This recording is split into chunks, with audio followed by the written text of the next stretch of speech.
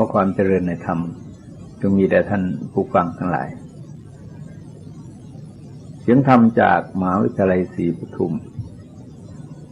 กำลังนำเสนอเรื่องชีวิตนี้ใครลิขิตหรือกฎแห่งกรรมอยู่สำหรับวันนี้จะพูดในประเด็นว่าเชื่อยังมีหลักจะปลอดภัยโดยจะได้นำเอาหลักฐานชั้นพระบาลีพุทธวจนะที่พระพุทธเจ้าได้ทรงแสดงไว้ในพระวินัยปิฎกพระสุตตันตปิฎกแล้วก็แม้ในอภิธรรมปิฎกมาเป็นตัวอย่างที่จะเห็นว่าพระพุทธศาสนาเป็นกรรมวาทีคือกล่าวความมีอยู่ของกรรมแต่เจตนาที่เกิดขึ้นภายในใจแล้วบุคคลกระทำลงไปพูดออกไปหรือแม้แต่คิดออกไป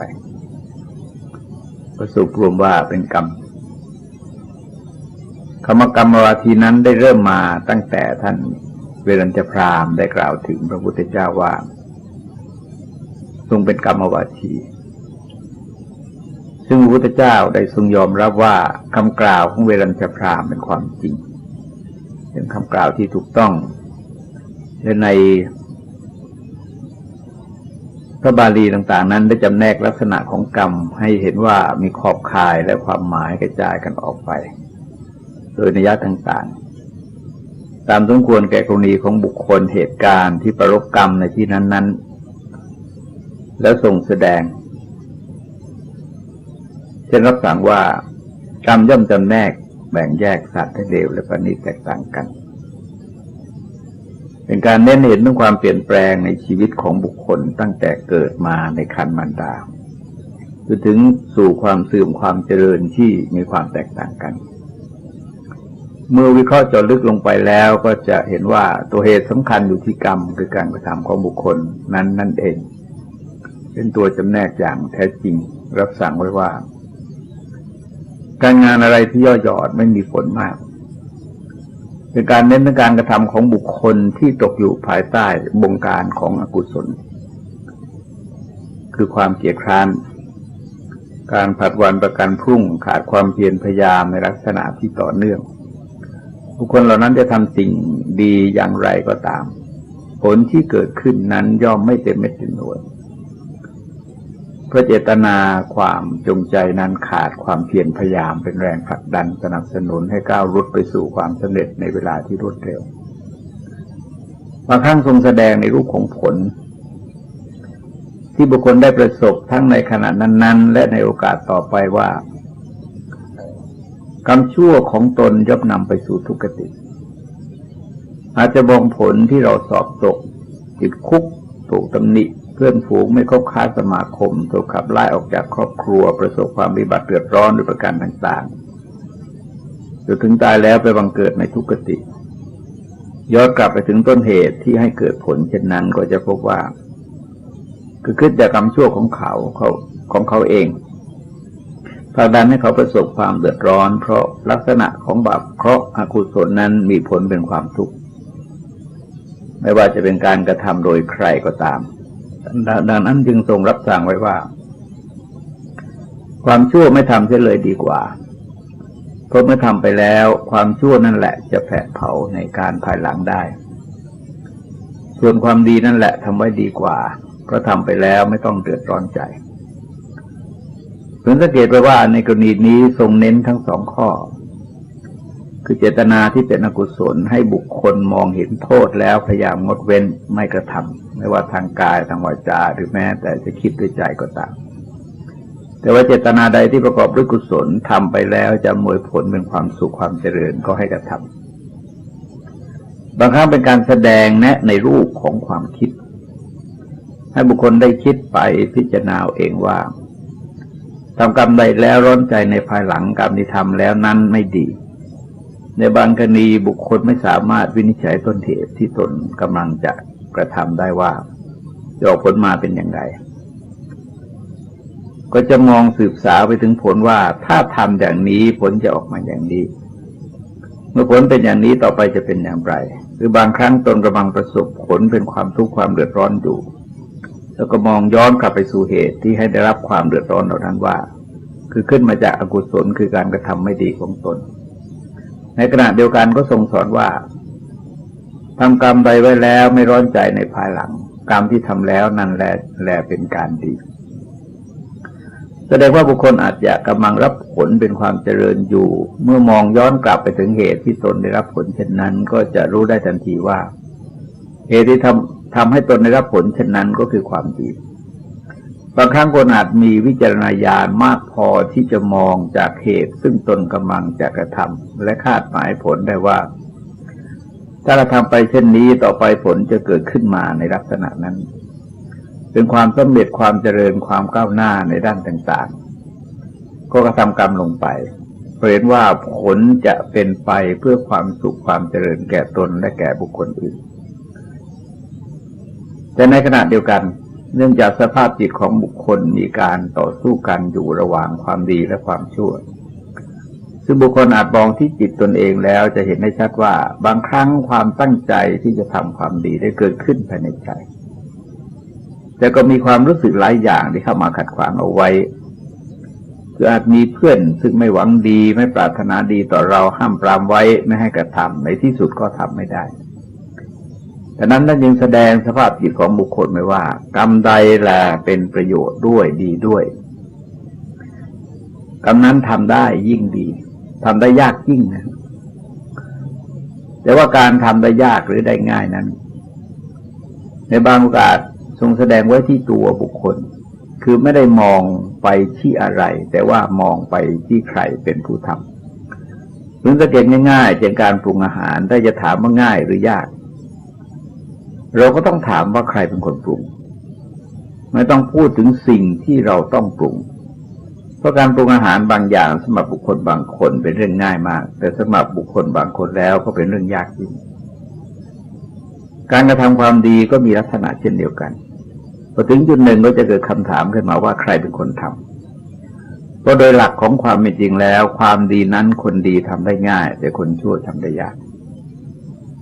ความชั่วคนชั่วทำได้ง่ายแต่คนดีทำได้ยากซึ่งแสดงเห็นว่าในแง่ของความเป็นจริงแล้วสิ่งทั้งหลายที่เราเรียกว่ายากหรือง่ายนั้นไม่ได้อยู่ที่สิ่งนั้นเสมอไปแต่อยู่ที่ตัวบุคคลซึ่งจะต้องทำสิ่งนั้นว่าเขาเป็นใครเขามีความรอบรู้มีความสามารถจะทำสิ่งนั้นได้มากน้อยแค่ไหนเพียงไรการงานบางอย่างอาจง่ายสำหรับคนบางคนแต่ว่าอาจยากสำหรับคนบางคนหรือบางคนอาจจะทำไม่ได้เลยกุศลกรรมและอกุศลกรรมที่จริงก็คือการงานชนิดใดชนิดหนึ่งคนเรานั้นจะต้องต่อสู้กับอำนาจของความชั่วได้จึงจะสามารถทำความดีได้แต่ถ้าพ่ายแพ้ต่ออำนาจของความชั่วบุคคลก็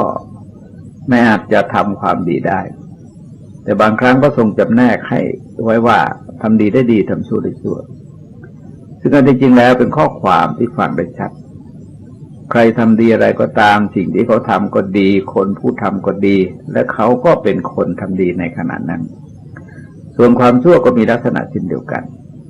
สิ่งที่เขาทำก็เป็นความชั่วเจตนาเป็นเหตุให้กระทำก็เป็นเจตนาชั่วทำให้ผู้กระทำกลายเป็นคนชั่วไปจึงทรงแสดงง่ายๆว่าทำดีได้ดีทำชั่วได้ชั่วดังนั้นความเปลี่ยนแปลงในชีวิตของคนทั้งหลายซึ่งอาจไม่ต้องมองไกลมากนักก็ได้โดยแค่วันหนึ่งหรือชั่วโมงหนึ่งก็จะพบว่าความเปลี่ยนแปลงในชีวิตของคนไม่เหมือนกันกระอย่างนั้นเมื่อมองโดยสรุปก็เป็นไปตามกรรมคือการกระทำของบุคคลเหล่านั้นอย่างทรงแสดงไว้ว่าสัตว์โลกก็เป็นไปตามกรรมเพื่อบุคคลได้ตระหนักถึงผลกรรมและการที่เราจะต้องเป็นเจ้าของผลกรรมท่านยังสอนให้คิดว่าใครควรให้ดีก่อนแล้วจึงทำดีกว่าเพราะว่าสิ่งที่เรากระทำไปแล้วไม่อาจที่จะทำคืนได้ดังนั้นบุคคลผู้ฉลาดการใดเป็นประโยชน์แก่ตนก็รีบทำการงานนั้นทันทีหรือเมื่อจะทำสิ่งที่เป็นความดีงามก็ให้ทำการงานนั้นจริงๆให้มากมันพยายามในการงานนั้นให้มากไว้เพราะว่าการงานที่ย่อหย่อนที่ละหลวมจะก่อให้เกิดปัญหาขึ้นนานาประการที่ทรงแสดงไว้ในพระไตรปิฎก อันเป็นคำพีหลักในพระพุทธศาสนาจะเห็นว่าทุกอย่างก็เน้นไปที่กรรมคือการกระทำของบุคคลเป็นเหตุสำคัญเพราะชีวิตของคนเราจะเสื่อมจะเจริญจะประณีตจากเกิดขึ้นจากการจำแนกของกรรมคือเจตนาที่เป็นเหตุให้กระทำของบุคคลเหล่านั้นเป็นประการสำคัญอดีตคือผู้สั่งสอนอดีตกรรมมีความจริงหรือไม่มีอิทธิพลต่อชีวิตคนในปัจจุบันได้หรือไม่อย่างไรคำว่าอดีตกรรมในความหมายทางพระพุทธศาสนานั้นสามารถแบ่งออกได้เป็น3ช่วงคืออดีตการนานไกลซึ่งกรรมเหล่านั้นติดตามบุคคลมาท่านอุปมาเหมือนกับสุนัขไล่เนื้อเมื่อเขาทันในที่ใดเขาก็กัดในที่นั้นอดีตกรรมที่ไม่ไกลเกินไปอาจจะชาติก่อนหรือปีก่อนๆที่บุคคลได้กระทำไว้ก็มาให้ผลแก่บุคคลเหล่านั้นในปัจจุบันอดีตใกล้ๆเช่นนักเรียนไม่สนใจในการเล่าเรียนศึกษาในตอนต้นปีพอถึงปลายปีก็สอบตกคนใดขยันทำงานในตอนต้นปีและได้ขยันเรื่อยมาเมื่อถึงคราวพิจารณาความดีความชอบก็ได้เลื่อนขั้นเงินเดือนหรือคนที่ตั้งใจศึกษาแล้วเรียนอย่างเอาจริงเอาจังไม่คำนึงถึงความเหนื่อยยากลำบากเมื่อต้นเทอมขยันเรื่อยมาเมื่อถึงคราวสอบก็สอบได้ดีทำเกรดได้สูงส่วนคนที่มีความหมั่นขยันในการปฏิบัติภารกิจการงานของตนตามสมควรแก่ฐานะที่เมื่อถึงคราวพิจารณาความดีความชอบเขาก็ได้รับผลเป็นพิเศษจากบุคคลเหล่านี้มีผลเป็นมากทั้งด้านดีและด้านไม่ดีที่เรามองกันในรูปโชคเคราะห์ดวงเพราะไม่รู้สาเหตุที่แท้จริงผลเหล่านั้นเมื่อมองจากที่เกิดแก่บุคคลทั้งหลายในสมัยพุทธกาลพระพุทธเจ้าจะทรงเชื่อมโยงกลับไปสู่อดีตที่ตามมาให้ผลเช่นกรรมไม่ดีที่ให้ผลแก่พระพุทธเจ้า10 กว่าเรื่องล้วนแต่เป็นผลของอดีตกรรมที่นานไกลทั้งนั้นแม่อปันนกสูตรมัชฌิมนิกายอุปริปันนาทรงยกความเห็นของบุคคล2 กลุ่มที่มีความขัดแย้งกันคือกลุ่มหนึ่งเห็นว่าทานที่ให้แล้วมีผลการบวงสรวงมีผลการบูชามีผลผลวิบากแห่งกรรมที่สัตว์ทำชั่วทำดีมีอยู่โลกนี้มีโลกหน้ามีมารดามีบิดามีโอปปาติกะสัตว์มีคำว่าโอปปาติกะสัตว์นั้นพระตถาจารย์นั้นแก้ว่าสัตว์ตายแล้วเกิดมีแล้วข้อสุดท้ายคือสมณพราหมณ์ที่ปฏิบัติโดยชอบทำโลกนี้โลกหน้าให้แจ้งโดยปัญญายิ่งเองแล้วประกาศให้รู้ทั่วมีอยู่ในโลกอีกกลุ่มหนึ่งปฏิเสธสิ่งที่มีอยู่ทั้ง10 ประการนี้จากนั้นได้ทรงสรุปว่าคนที่มีความเชื่อว่าการให้ทานมีผลเป็นต้นเป็นอันหวังได้ว่าเขาจะต้องกระทำความดีด้วยการปฏิบัติสุจริตทางกายทางวาจาและทางใจแต่คนที่มีความคิดปฏิเสธผลแห่งกรรมเป็นต้นผลแห่งทานเป็นต้นนั้นจะประพฤติสุจริตทางกายทางวาจาทางใจเขาก็มองไม่เห็นโทษความต่ำทรามความเศร้าหมองของอกุศลเหล่านั้นในสุดได้ทรงรับสั่งว่าทำทั้ง10 ประการนี้มีอยู่แท้ๆแต่ความเห็นของผู้นั้นว่าไม่มีความเห็นของเขาก็เป็นมิจฉาทิฏฐิเขาดำริว่าไม่มีความดำริของเขาก็เป็นมิจฉาสังกัปปะคือดำริจิตเขากล่าวว่าไม่มีวาจาของเขานั้นก็เป็นมิจฉาวาจาคือพูดผิดผู้นี้ย่อมทำตัวเป็นข้าศึกต่อพระอรหันต์ผู้รู้แจ้งโลกหน้าก็ทำให้คนเชื่อถือว่าการให้ทานเป็นต้นไม่มีนั้นเป็นการให้ผู้อื่นเข้าใจผิดโดยไม่ชอบธรรมเขายังยกตนและข่มผู้อื่นโดยการให้ผู้อื่นเข้าใจผิดโดยไม่ชอบธรรมเขาละคุณคือคนมีศีลแล้วสะสมโทษคือความเป็นคนทุศีลและอกุศลกรรมมันลามกเป็นนันเนกคือความเห็นผิดความคิดผิดวาจาผิดการเป็นข้าศึกต่อภริยะการให้คนอื่นเข้าใจผิดโดยไม่ชอบธรรมการยกตรงข่มท่านเพราะความเห็นผิดเป็นปัจจัยแสดงเห็นว่าโดยพระสัพพัญญุตญาณคือการตรัสรู้ดีตรัสรู้ชอบของพระพุทธเจ้านั้นทรงรู้เห็นสิ่งทั้ง10 ประการว่ามีอยู่จริงๆแต่ว่าคนที่มีความเห็นคัดค้านต่อพระสัพพัญญุตญาณของพระพุทธเจ้า คือว่ามีความเห็นผิดมีความคิดผิดมีการพูดผิดการกระทำของบุคคลเหล่านั้นเริ่มมาจากความเห็นผิดเมื่อเขาเห็นผิดคิดผิดแล้วการกระทำของเขาก็ย่อมจะผิดตามไปจากนั้นได้ทรงแสดงถึงความเห็นที่ไม่เป็นข้าศึกต่อปริยัติกล่าวเฉพาะที่เกี่ยวกับทำดีได้ดีทำชั่วได้ชั่วได้รับสั่งไว้ว่าสมณพราหมณ์ผู้มีวาทะอย่างนี้มีความเห็นอย่างนี้ว่าเมื่อบุคคลทำเองหรือใช้ผู้อื่นให้ทำตัดเองหรือใช้ผู้อื่นให้ตัดพรานเองหรือใช้ผู้อื่นให้เผาพรานทำสัตว์ให้เศร้าโศกเองหรือใช้ผู้อื่นให้ทำสัตว์ให้เศร้าโศกทำสัตว์ลำบากเองหรือใช้ผู้อื่นให้ทำสัตว์ให้ลำบากทำสัตว์ให้ดิ้นรนเองหรือใช้ผู้อื่นทำสัตว์ให้ดิ้นรนฆ่าสัตว์เองหรือใช้ผู้อื่นให้ฆ่าลักทรัพย์ตัดช่องทำการปล้นในเรือนหลังเดียวซุ่มอยู่ในทางเปลี่ยวก็หาพัญญาของผู้อื่น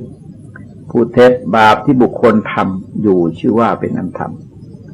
แม้ผู้ใดจะพึงทำสัตว์ในแผ่นดินนี้ให้เป็นลานเนื้อแท่งเดียวกันให้เป็นกองเนื้อกองเดียวกันโดยจักมีคมโดยรอบเช่นมีดเช่นคมมีดโกนบาปมีกรรมทำสัตว์ให้เป็นลานเนื้อแท่งเดียวกันเป็นเหตุไม่มีบาปย่อมมีมาถึงแม้ถ้าบุคคลจะไปยังฝั่งขวาแห่งแม่น้ำคงคาย่อมไม่พ้นจากบาปที่เกิดจากการฆ่าสัตว์เองหรือใช้ผู้อื่นเป็นต้นหรือว่าให้ทานเองหรือใช้ผู้อื่นให้ทานบูชาเองหรือใช้ผู้อื่นให้บูชาบุญมีการให้ทานเป็นต้นเป็นเหตุย่อมมีบุญย่อมมีมาถึงเพราะการให้ทานเพราะการข่มใจเพราะความสำรวมเพราะกล่าวคำสัตย์ดังนี้สมณพราหมณ์เหล่านั้นเป็นอันหวังข้อนี้คือจากเว้นอกุศล3ประการคือกายทุจริตวจีทุจริตมโนทุจริตแล้วประพฤติทุจริตทางกายทางวาจาและก็ทางใจข้อนั้นเป็นเพราะเหตุอะไรเพราะสมณพราหมณ์เหล่านั้นย่อมเห็นโทษความต่ำทรามความเศร้าหมองแห่งอกุศลกรรมเพราะกรรมมีอยู่จริงและเขามีความเห็นว่ากรรมมีอยู่ความเห็นของเขานั้นเป็นความเห็นชอบความมีอยู่จริงผู้กรรมมีอยู่จริงผู้นั้นกล่าวว่ากรรมมีอยู่ผู้นี้ย่อมไม่ทำตนให้เป็นข้าศึกต่อพระอรหันต์ผู้มีวาทะว่ากรรมที่บุคคลทำแล้วเป็นอันธรรมก็กรรมมีอยู่จริงผู้นั้นให้ผู้อื่นสำคัญว่ากรรมมีอยู่จริงการที่ให้ผู้อื่นสำคัญของเขานั้นเป็นกิริยาที่ให้สำคัญโดยชอบประการที่ให้ผู้อื่นสำคัญโดยชอบนั้นเขาย่อมไม่ยกตนโดยข่มผู้อื่นเขาละโทษคือความเป็นผู้ทุศีลก่อนทีเดียวตั้งไว้แต่คุณคือความเป็นผู้มีศีลโดยประการเช่นนี้และกุศลธรรมเป็นอเนกเหล่านี้คือความเห็นชอบความดำริชอบวาจาชอบการไม่เป็นข้าศึกต่อพระอริยะการให้บุคคลอื่นสำคัญโดยธรรมการไม่ยกตนการไม่ข่มผู้อื่นย่อมมีเพราะสัมมาทิฏฐิเป็นปัจจัยการที่มีคนบางพวกพูดว่าทำดีได้ดีดีที่ไหนทำชั่วได้ดีมีตรงไปเป็นบางคนพูดในทำนองไม่หวาดกลัวต่อผลแห่งบาปกรรมที่ตนได้รับในชาติหน้าอันเป็นผลแห่งความชั่วที่ทำให้บุคคลตกนรกตกไหม้ไว้ว่าขึ้นต้นงิ้วพลิ้วไปต้นขนุนผิดเมียท่านได้บุญทั้งลูกขนุนก็ได้กินเป็นต้นส่วนมากจะเกิดจากความสับสนในแง่มุมของกรรมเป็นประการสำคัญโดยเขากำหนดความดีความชั่วที่รูปวัตถุต่างๆที่ได้จากการกระทำของบุคคลทั้งหลายโดยการได้พบเห็นคนบางคนช่อโกงค้าของเถื่อนตลอดถึงคอร์รัปชันโกงกันมาเป็นต้นจนมีฐานะมั่งคั่งร่ำรวยสมบูรณ์ในลาภยศชื่อเสียงเป็นธรรมคนเหล่านั้นก็เข้าใจว่านั่นคือตัวของความดีแล้วกลับไปมองคนซึ่งทำมาหากินในทางสุจริตดำรงชีวิตในทางธรรมของสังคมแต่ฐานะทางสังคมไม่มั่งคั่งร่ำรวยไม่มีลาภผลมากยศตำแหน่งไม่ใหญ่โตเป็นต้นก็ด่วนตัดสินใจไปว่าทำดีได้ดีมีที่ไหนทำชั่วได้ดีมีตรงไปนั่นเป็นวาทะที่เป็นปฏิปักษ์ต่อพระอรหันต์ทั้งหลายในโลกตามที่พระพุทธเจ้าทรงแสดงไว้ในอปันนกสูตรดังกล่าวแล้วถ้าบุคคลได้หยุดคิดสักนิดหนึ่งว่าผลประโยชน์ทั้งหลายที่เป็นรูปธรรมไม่ว่าจะเป็นที่ดินเรือกสวนไร่นาบ้านรถและเครื่องประดับตกแต่งต่างๆนั้น ที่จริงแล้วสามารถที่จะให้เกิดขึ้นได้ทั้งด้วยการกระทำดีและด้วยการกระทำชั่วสิ่งเหล่านั้นท่านเรียกว่าเป็นผลของกิริยาไม่ใช่ผลของกรรม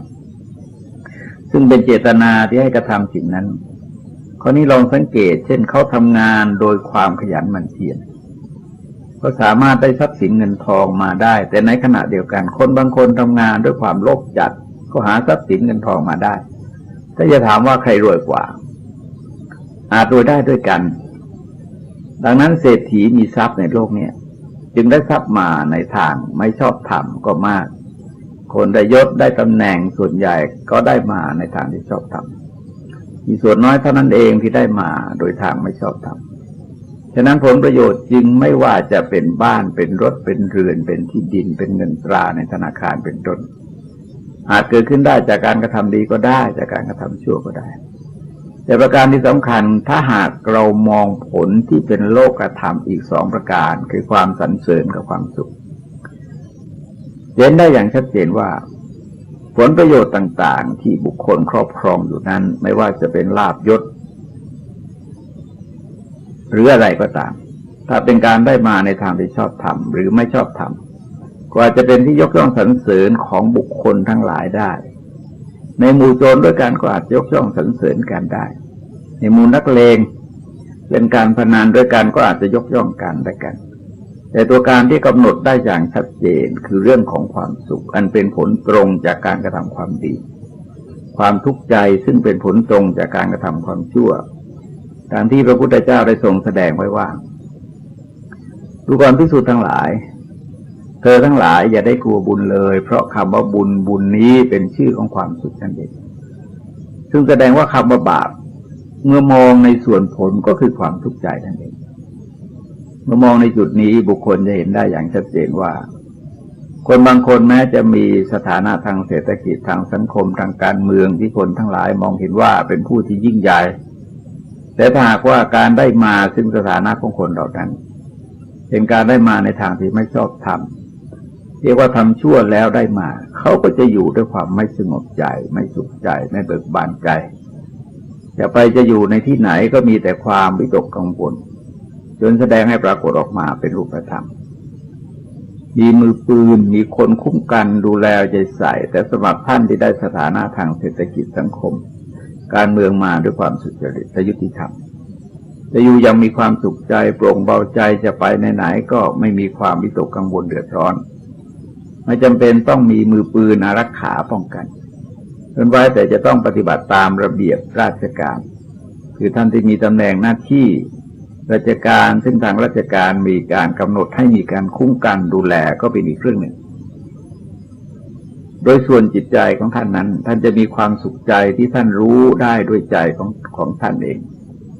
แต่นั้นความคิดที่ว่าทำดีได้ดีมีที่ไหนทำชั่วได้ดีมีทมไปจึงเป็นความเห็นผิดความคิดผิดการพูดผิดหรือเมื่อนำไปชี้แจงบอกกล่าวสั่งสอนแก่บุคคลอื่นชื่อว่าเป็นคำพูดที่เป็นค่าศึกต่อพระอรหันต์ทั้งหลายในโลกเป็นการจะสมบาปด้วยใจตนและเพิ่มพูนบาปขึ้นภายในจิตใจของบุคคลอื่นสำหรับคำถามที่ว่าทำไมคนส่วนหนึ่งจึงมีความเห็นอย่างนั้นก็ตอบได้ว่ามันเกิดขึ้นจากพื้นฐานความรู้ความเข้าใจในกระบวนการแห่งกรรมของบุคคลเหล่านั้นเพราะบางครั้งคนทั่วไปอาจปฏิเสธสิ่งหนึ่ง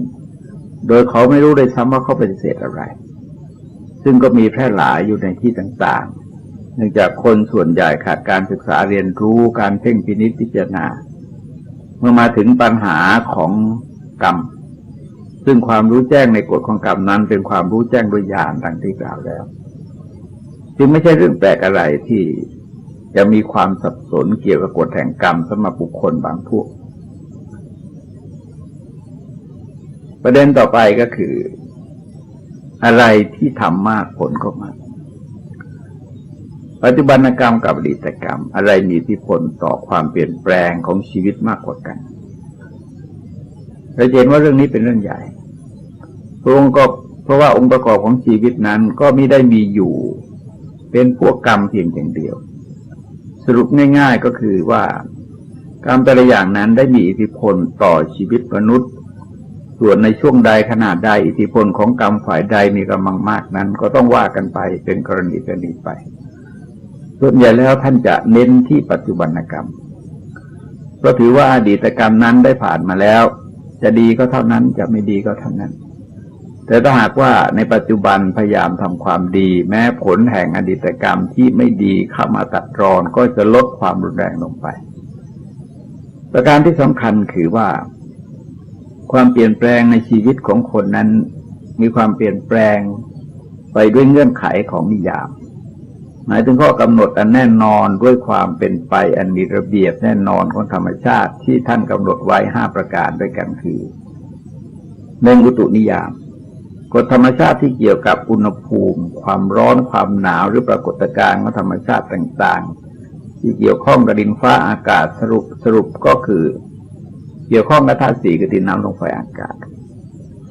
อันเป็นสิ่งแวดล้อมของมนุษย์ตัวมนุษย์เองก็เป็นส่วนหนึ่งของดินฟ้าอากาศเหมือนกัน2พีชนิยามกฎธรรมชาติที่เกี่ยวกับการสืบพันธุ์หรือพันธุกรรมหมายถึงเทือกเขาเหล่ากอของบุคคลตลอดจนถึงสถานที่ที่บุคคลเหล่านั้นเกิดและสกุลที่บุคคลเหล่านั้นเป็นสมาชิกอยู่3จิตนิยามคือธรรมชาติที่เกี่ยวกับการทำงานของจิตคุณภาพของจิตพฤติกรรมในทางจิตที่บุคคลแสดงออกในขณะนั้นๆซึ่งจะเห็นได้ว่าบางครั้งแม้จะมีการศึกษาอบรมมาดีเพียงไรก็ตามแต่บางขณะพฤติกรรมของจิตผิดปกติไปทำให้รู้อำนาจแก่อารมณ์ทำอะไรผิดพลาดลงไปคุณความดีต่างๆที่มีไว้เป็นการในการก่อนก็ไม่สามารถจะช่วยเหลือสนับสนุนได้หรือบางครั้งคนทำชั่วทำผิดมามากแต่มีความเปลี่ยนแปลงในทางจิตใจอ่อนน้อมเข้าหาความดีสร้างความเปลี่ยนแปลงขึ้นในทางที่ดีได้ทำให้เราพบว่าวิถีชีวิตของบุคคลที่เกี่ยวข้องกับอดีตกรรมและปัจจุบันกรรมนั้นพระพุทธเจ้าทรงจับแนกออกไว้เป็น4ประเภทด้วยกันเป็นการกล่าวถึงช่วงชีวิตที่ยาวๆคือมืดมาแล้วก็มืดไปคนเหล่านี้เกิดขึ้นด้วยผลของอดีตกรรมที่เป็นอกุศลและเมื่อเกิดมาแล้วพฤติกรรมทางใจ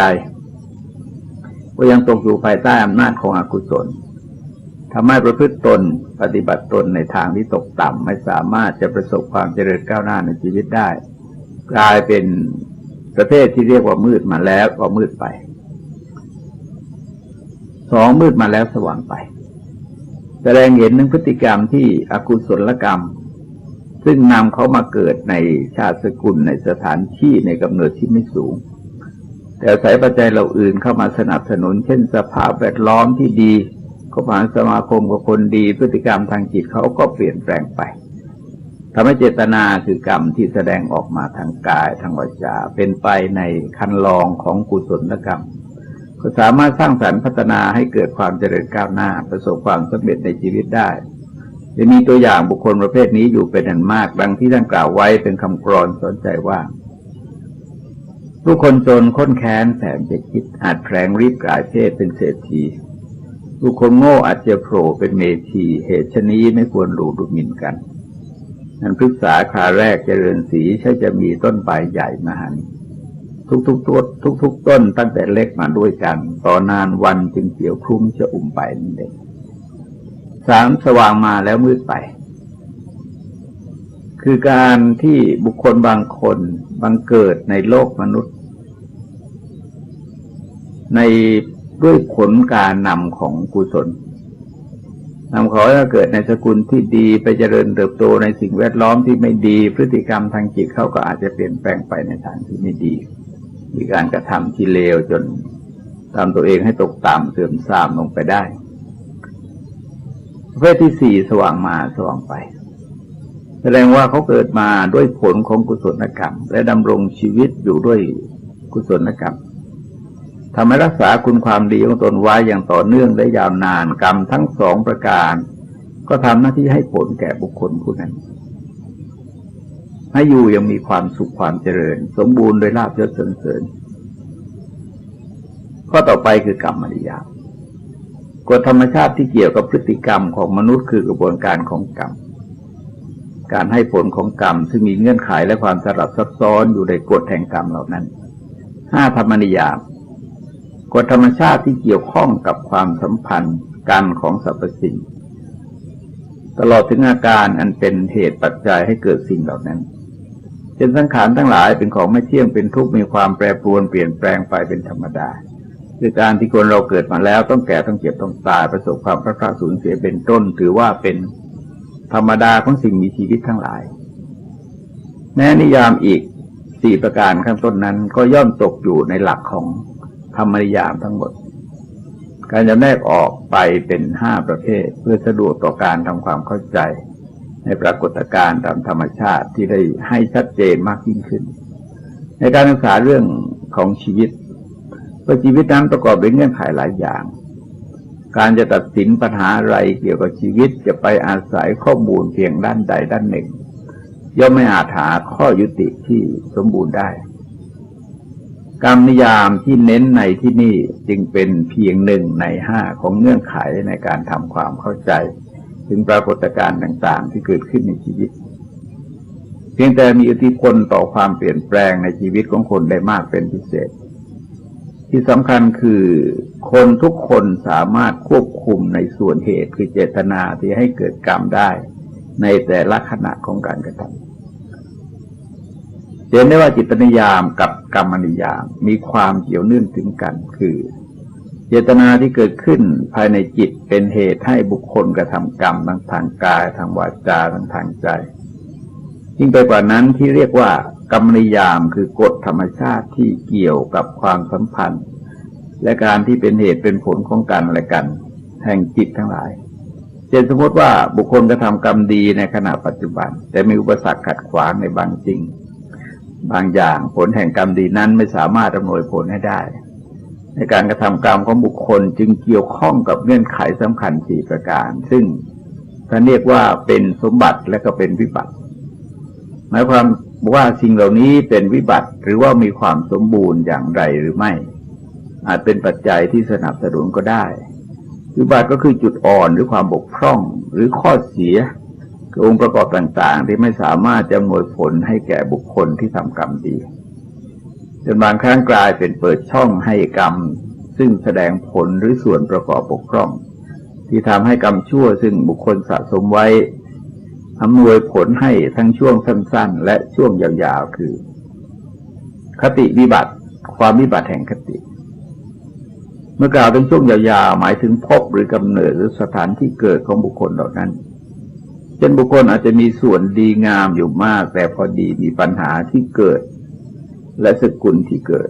ทำให้โอกาสที่จะพัฒนาก้าวหน้าขึ้นไปมีความบกพร่องแต่ในช่วงสั้นๆนั้นหมายถึงที่อยู่ที่ไปตลอดถึงการดำเนินชีวิตของบุคคลในบางช่วงบางขณะคือไปทำอะไรพลาดเข้าเกี่ยวกับสถานที่เหล่านั้นรวมหมายถึงสถานที่แวดล้อมและกรณีที่แวดล้อมสถานที่เราอยู่เราไปในขณะนั้นๆกลายเป็นอุปสรรคขัดขวางไม่ให้ผลของความดีปรากฏได้เท่าที่ควรและจะเป็นช่องว่างให้ความชั่วสอดแทรกเข้ามาเช่นว่ามีคนดีเกิดพลัดหลงเข้าไปในที่ที่เขามีการเล่นการพนันกันอาจจะถูกจับกุมได้เป็นต้น2อุปชิวิบัติความบกพร่องในส่วนของร่างกายโดยอวัยวะไม่สมประกอบหรือมีบุคลิกลักษณะที่ไม่ดีตลอดถึงสุขภาพพลานามัย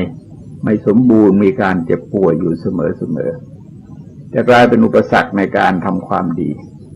ไม่ว่าจะเป็นการศึกษาและเรียนการปฏิบัติภารกิจการงานตลอดถึงการรับเข้าไปทำงานในสถาบันต่างๆการวิบัติข้อวิบัติแห่งการคือเวลาเสียไปเช่นช่วงยาวๆหมายถึงการที่เราไปเกิดในสมัยที่ไม่มีสิ่งเกื้อกูลต่อความเจริญก้าวหน้าหรือว่าบ้านเมืองกำลังประสบภัยพิบัติหรือว่าผู้ปกครองไม่ดีเกิดในยุคในสมัยที่สังคมมีความตกต่ำทางศีลธรรมมีการเข็นฆ่ามีการเบียดเบียนมีการประทุษร้ายกันอยู่มากหรือยุคสมัยที่คนพาลได้อำนาจมีความกำเริบเสบสารมีการยกย่องคนพาลด้วยกันแล้วคนพาลเหล่านั้นก็ควบคุมกันมาเบียดเบียนประทุษร้ายคนดีหรือแม้ในช่วงสั้นๆคนดีมีศีลธรรมที่ไปอยู่ในการในสถานที่ที่นำปัญหามาสู่ตนเอง ที่เรามักพูดว่าพลอยติดร่างแห่เข้าไปด้วยแสดงว่าการมันเกิดวิบัติหรือว่าทำดีไม่ถูกกาลเทศะเป็นต้นสี่ประโยควิบัติความวิบัติแห่งการประกอบการกระทำกิจการต่างๆของบุคคลเหล่านั้นในช่วงยาวๆเช่นการไปเกี่ยวข้องกับข้อหาสมาคมกับคนที่ไม่ดีหรือประกอบอาชีพในทางทุจริตคือจิตประกอบด้วยความนิยมชมชอบในสิ่งที่ชั่วร้ายเลวทรามในช่วงสั้นๆนั้นอาจหมายถึงการกระทำไม่ดีที่เกิดขึ้นด้วยรู้อำนาจแก่อารมณ์อาจเป็นชั่ววูบหนึ่งของอารมณ์แล้วได้ทำความไม่ดีลงไปตลอดถึงการทำความดีที่เราพูดกันว่าทำความดีเกินดีทำความดีไม่ถึงดีทำความดีไม่ถูกดีทำความดีไม่พอดีสิ่งเหล่านี้ถือว่าเป็นความวิบัติจัดเป็นเครื่องมืออย่างหนึ่งในการนำมาประกอบพิจารณาการกระทำของคนประการปรากฏผลนอกจากจะอาศัยเหตุคือกรรมที่บุคคลทำไปแล้วยังจะต้องอาศัยฐานคือคติอุปชิกาละและประโยคะที่เขาก็ทำเป็นปัจจัยเข้ามาประกอบอีกด้วยซึ่งหมายความว่ากรรมนิยามคือกฎเกณฑ์ของกรรมจะมีความเกี่ยวข้องสัมพันธ์กับเหตุปัจจัยต่างๆที่กล่าวไว้ในนิยามข้ออื่นๆเพราะนิยามคือกฎของธรรมชาติมีอยู่ถึง5อย่างอันที่กล่าวมาแล้วจะมองเฉพาะกรรมนิยามอย่างเดียวก็ไม่ได้แต่โดยหลักทั่วไปแล้วความวิบัติทั้ง4ประการนั้นย่อมไม่เกิดแก่บุคคลคนเดียวกันในขณะเดียวกันแต่ในขณะเดียวกันคนคนเดียวย่อมไม่อาจให้สมบูรณ์ได้พร้อมทั้ง4ประการดังนั้นคนส่วนใหญ่จึงไม่ประสบความวิบัติอย่างรุนแรงหรือประสบความเจริญอย่างสูงส่งทั้งนี้พระองค์ประกอบของการกระทำไม่ดีความสมบูรณ์เต็มที่ทั้งส่วนของความวิบัติทั้งส่วนและทั้งส่วนที่เรียกว่าสมบัติ4ประการก็คือข้อดีหรือความสมบูรณ์ความเพียบพร้อมขององค์ประกอบซึ่งอำนวยให้จนสามารถป้องกันไม่ให้ความชั่วมาให้ผลได้และเสริมสร้างความดีให้ปรากฏได้เด่นชัดมากยิ่งขึ้นนั่นคือคติสมบัติความสมบูรณ์แห่งคติหมายถึงพร้อมด้วยคติในช่วงยาวๆก็หมายถึงการอุบัติบังเกิดในภายในภพสกุลชาติครอบครัวที่พร้อมจะอำนวยให้ประสบความเจริญก้าวหน้าในชีวิตต่างๆในช่วงที่รองลงมาหมายถึงบุคคลที่เจริญเติบโตอยู่ภายในสกุลที่ได้สถานะดีทางสังคมเศรษฐกิจการเมืองการทหารซึ่งแต่ละอย่างจะเป็นปัจจัยส่งเสริมสนับสนุนให้การกระทำดีของเขาอำนวยผลให้ในเวลาอันรวดเร็วรวมถึงในช่วงสั้นๆการไปเกี่ยวข้องกับบุคคลสถานที่เหตุการณ์กรณีที่เกื้อกูลต่อความสำเร็จความก้าวหน้าทำให้ความดีของบุคคลเหล่านั้นปรากฏได้ในเวลาอันรวดเร็วขึ้นอุปธิสมบัติความสมบูรณ์แห่งร่างกายถึงพร้อมด้วยรูปร่างมีบุคลิกลักษณะดีปราศจากโรคภัยมีความสวยงามสง่างามเป็นที่ต้องตาต้องใจของบุคคลทั้งหลายที่เขาเรียกว่ามีรูปเป็นทรัพย์ประกอบกับมีสุขภาพพลานามัยดีไม่มีโรคภัยไข้เจ็บเบียด3กาลสมบัติความสมบูรณ์แห่งการเวลาในช่วงยาวหมายถึงเกิดมาในยุคสมัยที่มีการส่งเสริมยกย่องคนดีมีความเจริญบ้านเมืองมีความสงบสุขผู้ปกครองมีศีลธรรมคนในสังคมก็ให้ความสำคัญและสนใจศึกษาปฏิบัติในศีลธรรมอยู่ด้วยกันด้วยความรักความสามัคคีประสานมิตรประสิทธิธรรมคนที่ทำความดีในยุคสมัยนั้นในการนั้นโอกาสที่ความดีจะปรากฏเป็นที่ยอมรับนับถือของบุคคลทั้งหลายก็ง่ายขึ้น4ประโยคสมบัติความสมบูรณ์แห่งการประกอบกระทำถึงพร้อมด้วยความเพียรในกิจการต่างๆที่เรียกว่าทำงานได้เหมาะเจาะในช่วงยาวๆหมายถึงพื้นอัธยาศัยของบุคคลที่มีความนิยมชมชอบในความดีมีความฝ่ายดีใช้ความเพียรไปช่วยขวนขวายเสริมสร้างในสิ่งที่ดีงามให้บังเกิดขึ้นในชีวิตของตนมีพื้นจิตที่ประกอบด้วยความรังเกียจความชั่วชื่นชมในความดีงามทั้งหลายในช่วงสั้นๆในขณะนั้นๆเป็นผู้ที่ทำความดีได้ถูกดีไม่ทำความดีเกินดีไม่ทำความดีไม่ถึงดีทำความดีได้พอดีในช่วงสั้นๆเนี่ยเตรียมอำนวยผลให้สมบูรณ์แก่บุคคลทั้งหลายนั้นกรรมจะดีหรือจะชั่วก็ตามอำนวยผลแก่บุคคลนั้นได้ในเวลารวดเร็วเมื่อเขาทำถูกที่ถูกคนถูกการและก็ถูกดีหรือทำชั่วก็เหมือนกันทำชั่ว ถูกที่ถูกคนถูกการถูกตัวความชั่วโอกาสที่รับผลรวดเร็วเช่นสมมติว่าคนมีนิสัยอันธพาลแล้วไปแสดงนิสัยอันธพาลในหมู่คนอันธพาลด้วยกันโอกาสที่รับตอบสนองก็เร็วขึ้นหรือคนดีที่มีพื้นอัธยาศัยดีงามแต่ไปแสดงความดีให้ปรากฏในสถานที่ที่มีคนดีอยู่ก็จะรับการยกย่องจากคนดีในเวลารวดเร็วเป็นต้นซึ่งแน่นอนโดยปกติธรรมดาสมบัติทั้ง4ประการถือว่าเป็นองค์ประกอบในการพินิจพิจารณาอิทธิพลของทั้งอดีตกรรมและปัจจุบันกรรมแต่ตัวการสำคัญท่านเน้นอยู่ที่ประโยคะคือการกระทำของบุคคลในปัจจุบันแต่จะต้องเป็นการกระทำที่มีปัญญาเข้ากำกับท่านเรียกว่าอยู่ในอำนาจแห่งเหตุผลการกระทำความดีนั้นข้อที่ลืมไม่ได้คือแม้สิ่งนั้นจะเป็นความดีแต่บุคคลจะต้องทำให้ถูกที่ให้ถูกคนให้ถูกกาลเทศะและให้เป็นความดีจริงๆถ้าครบทั้ง4ประการนี้ปัจจุบันกรรมก็จะปรากฏได้เด่นชัดแม้จะมีอดีตกรรมที่เป็นบาปอกุศลอยู่บ้างก็ไม่อาจที่จะริดรอนให้รุนแรงเกินไปเนื่องจากอดีตกรรมเป็นเรื่องที่เกิดขึ้นแล้วเราไม่สามารถจะไปแก้ไขเรื่องอดีตได้พระพุทธศาสนาจึงเน้นที่ปัจจุบันคือการประกอบกระทำแล้วก็เน้นไปปัจจุบันในทุกๆกรณีแต่ทั้งนี้ไม่ได้หมายความว่าไปเสดเรื่องอดีตเรื่องนี้ก็คือเรื่องอดีตจะดีจะชั่วอย่างไรเราก็ไปลดความชั่วเพิ่มความดีอีกไม่ได้การจะเพิ่มความดีลดความชั่วเป็นเรื่องของปัจจุบันท่านจึงเน้นที่ปัจจุบันนี่เป็นประการสำคัญแต่ข้อนี้ท่านผู้ฟังจะสังเกตได้ว่าส่วนมากแล้วเราก็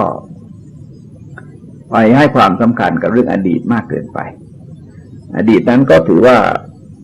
ถ้าเราจำได้นะก็ถือว่าเป็นเรื่องที่ควรประพฤติปฏิบัติต่อมาในกรณีที่เป็นความดีก็ควรจะทำต่อไปในกรณีที่เป็นความผิดพลาดบกพร่องก็ถือว่าเป็นเรื่องที่ควรแก่การลาภจำถ้ากรรมความดีหรือความชั่วในอดีตจะตามมาให้ผลมันก็คือให้ผลเพราะก็จริงๆเราก็ไม่รู้ว่าเรามีกรรมดีกรรมชั่วอะไรอยู่เท่าไหร่ในอดีตแต่ถ้าเราทำปัจจุบันให้ดีนี่เรารับผิดชอบได้ในปัจจุบันที่ก่อนทำก่อนพูดก่อนคิดเนี่ยเรารับผิดชอบได้เราทำไปแล้วพูดไปแล้วคิดไปแล้วเนี่ยผลมันจะออกมาอย่างไรเนี่ยเราก็ไปเสพผลไม่ได้หมายความว่าเราก็ต้องรับผิดชอบตัวผลซึ่งเกิดขึ้นจากกรรมดีก็ได้จากกรรมชั่วก็ได้วันชีวิตของมนุษย์เนี่ยที่จริงมันเป็นเรื่องปัจจุบันขณะที่ต่อกันไปเรื่อยๆนะฮะก็กลายเป็นวันเดือนปีอะไรแต่ไรก็อย่างที่พวกเห็นกันเพียงแต่ไม่รู้สักกี่ล้านโกรธขนาดเนี่ยมาต่อกันไปเรื่อยๆพอทำให้ชีวิตเราก็เปลี่ยนแปลงไปโดยลำดับเพราะความตระหนักแน่วแน่ในใจที่จะรับผิดชอบต่อการกระทำของตนจึงเป็นภารกิจหลักของความเป็นพุทธศาสนิกชนต้องฟังทั้งหลายเสียงธรรมจากมหาวิทยาลัยศรีปทุมในวันนี้ขอยุติไว้ด้วยเวลาเพียงเท่านี้ที่สุดนี้ขอความเจริญงอกงามไพบูรย์ในธรรมจงมีแด่ท่านผู้ฟังทั้งหลายโดยทั่วกันสวัสดี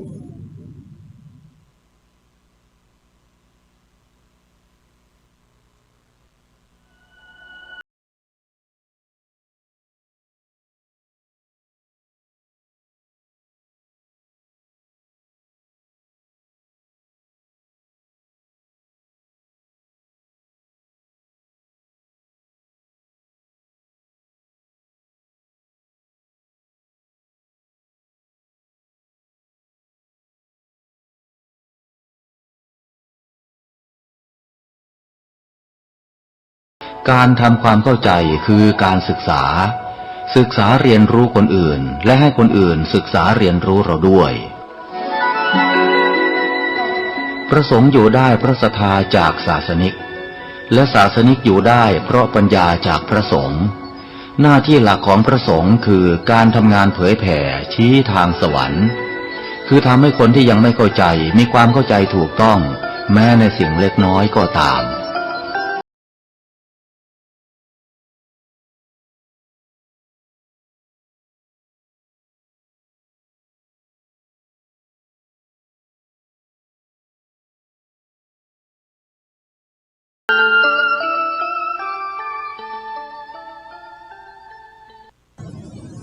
ขอความเจริญในธรรมจงมีแด่ท่านผู้ฟังทั้งหลายเสียงธรรมจากมหาวิทยาลัยศรีปทุมกำลังนำเสนอเรื่องชีวิตนี้ใครลิขิต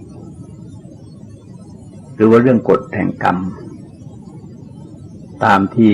พระผู้มีพระภาคเจ้าได้ทรงแสดงไว้ในที่ต่างๆประเด็นต่อไปที่จะเน้นก็คือว่าอะไรอยู่เบื้องหลังของชีวิตคนแต่ละคนตัวอย่างบุคคลที่ประสบกับอดีตกรรมทั้งด้านดีด้านไม่ดีในสมัยพุทธกาลออกจากพระโอษฐ์ของพระพุทธเจ้าและพระอรหันตสาวกก็มีอยู่เป็นอันมาก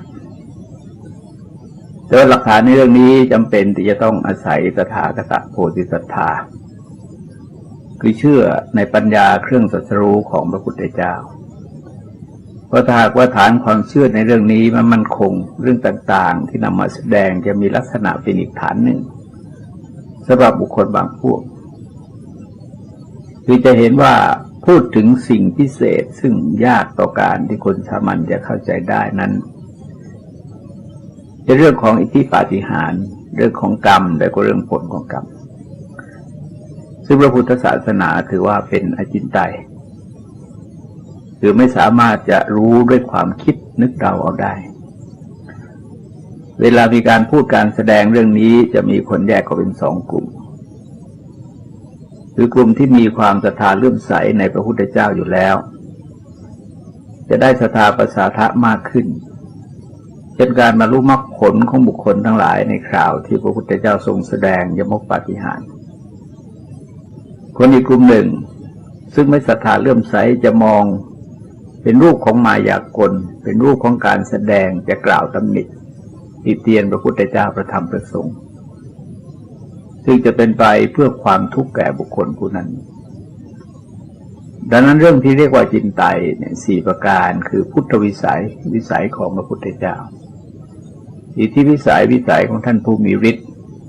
กรรมวิปากวิสัยวิสัยของกรรมและผลแห่งกรรมโลกจินตาคือความคิดเรื่องโลกหรือความเกิดขึ้นของโลกแต่ไม่ค่อยมีการแสดงแก่บุคคลโดยทั่วไปเพราะทรงอนุเคราะห์คนกลุ่มที่ไม่มีความเชื่อเป็นพื้นฐานอยู่ภายในใจ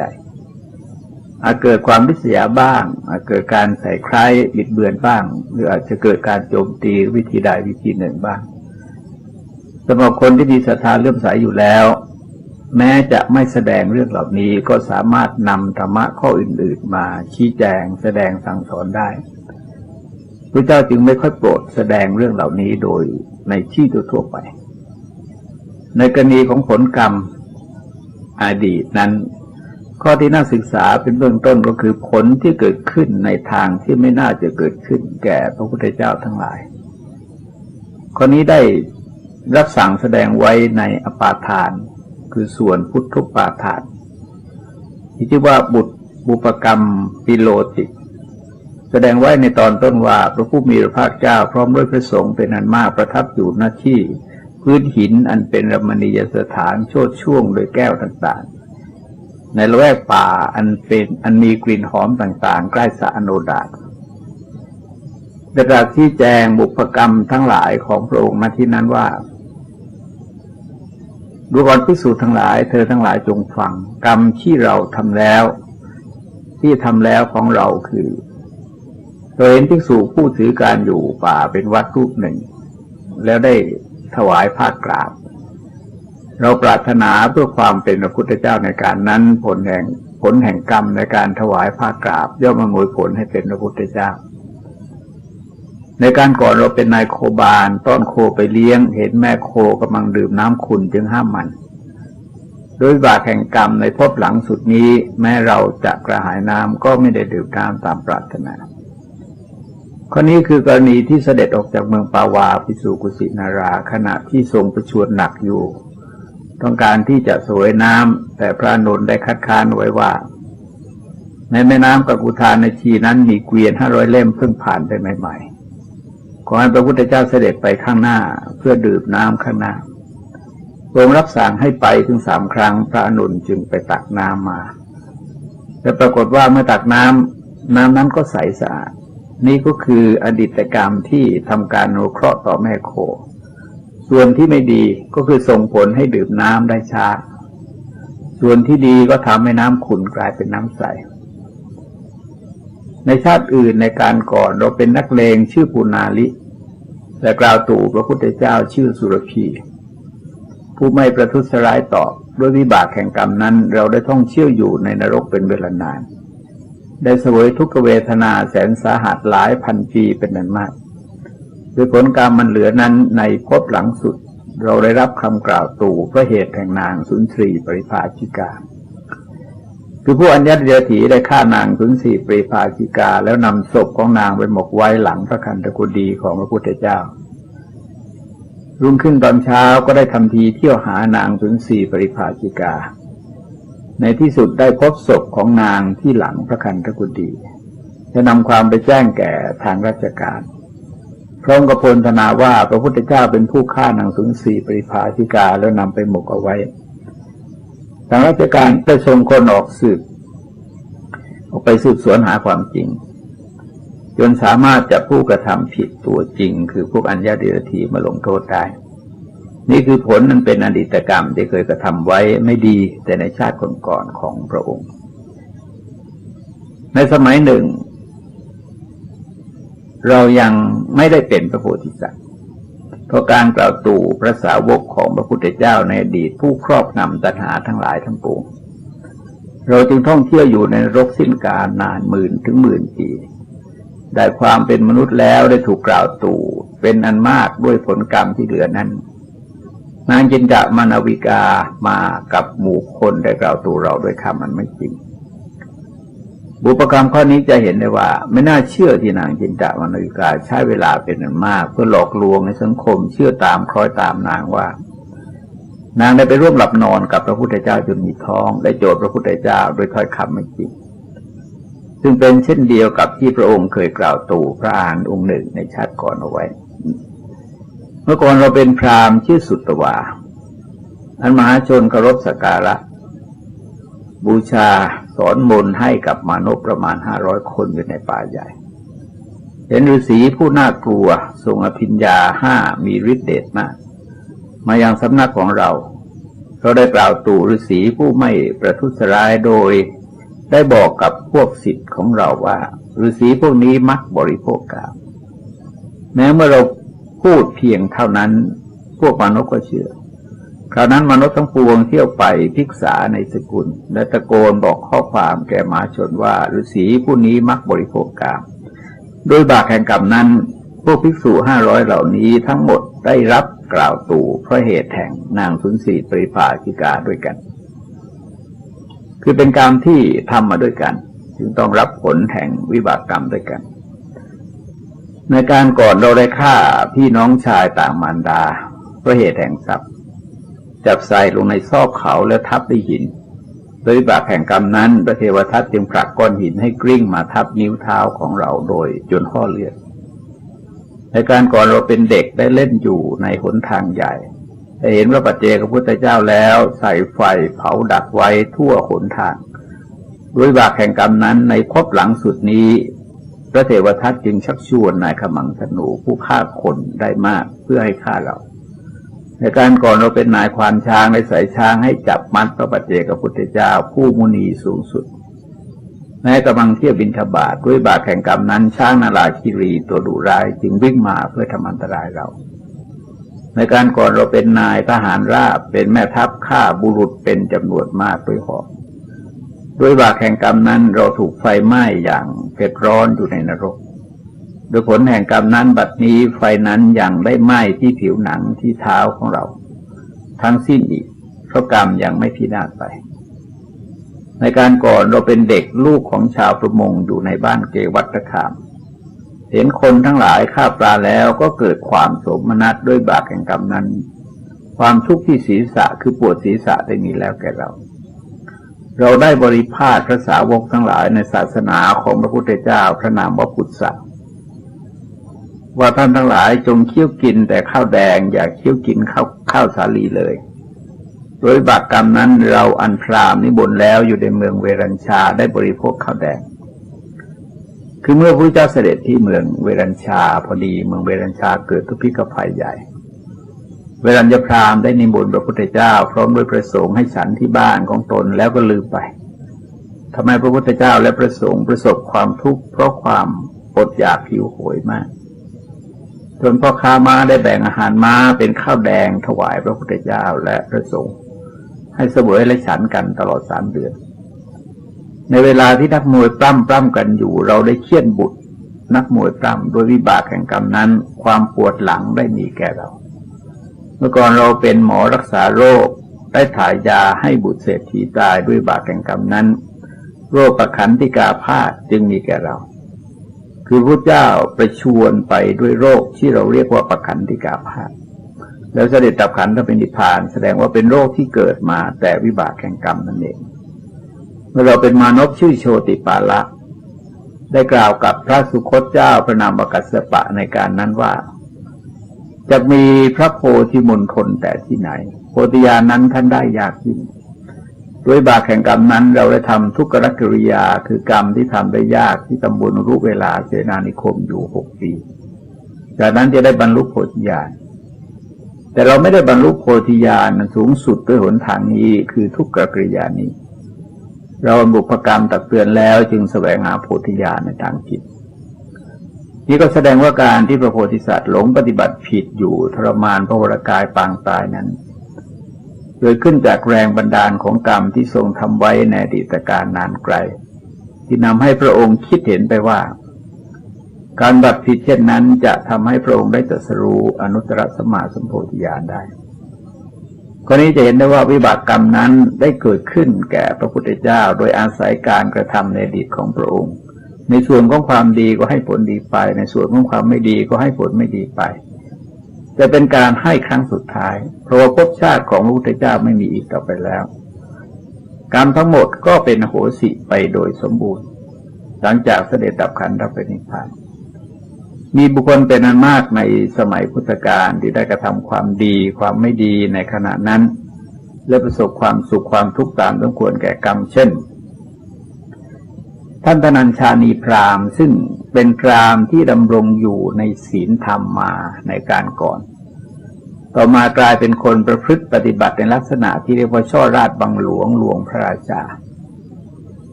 ใช้อำนาจหน้าที่ของตนในทางที่ผิดแสวงหาประโยชน์ใส่ตนในนามของพระราชาพระสารีบุตรได้เข้าไปตักเตือนชี้แจงให้ท่านเข้าใจตอนแรกท่านสารีบุตรได้สอบถามว่าท่านยังเป็นผู้ไม่ประมาทอยู่หรือพราหมณ์ได้กราบเรียนว่าที่ไหนได้ท่านสารีบุตรข้าพเจ้าเป็นผู้ประมาทเพราะต้องเลี้ยงดูบิดามารดาบุตรปัญญาข้าทาสบริวารต้องทำกิจการงานสำหรับปิฎอมาตย์ญาติสาโลหิตตลอดจนแขกผู้จรมา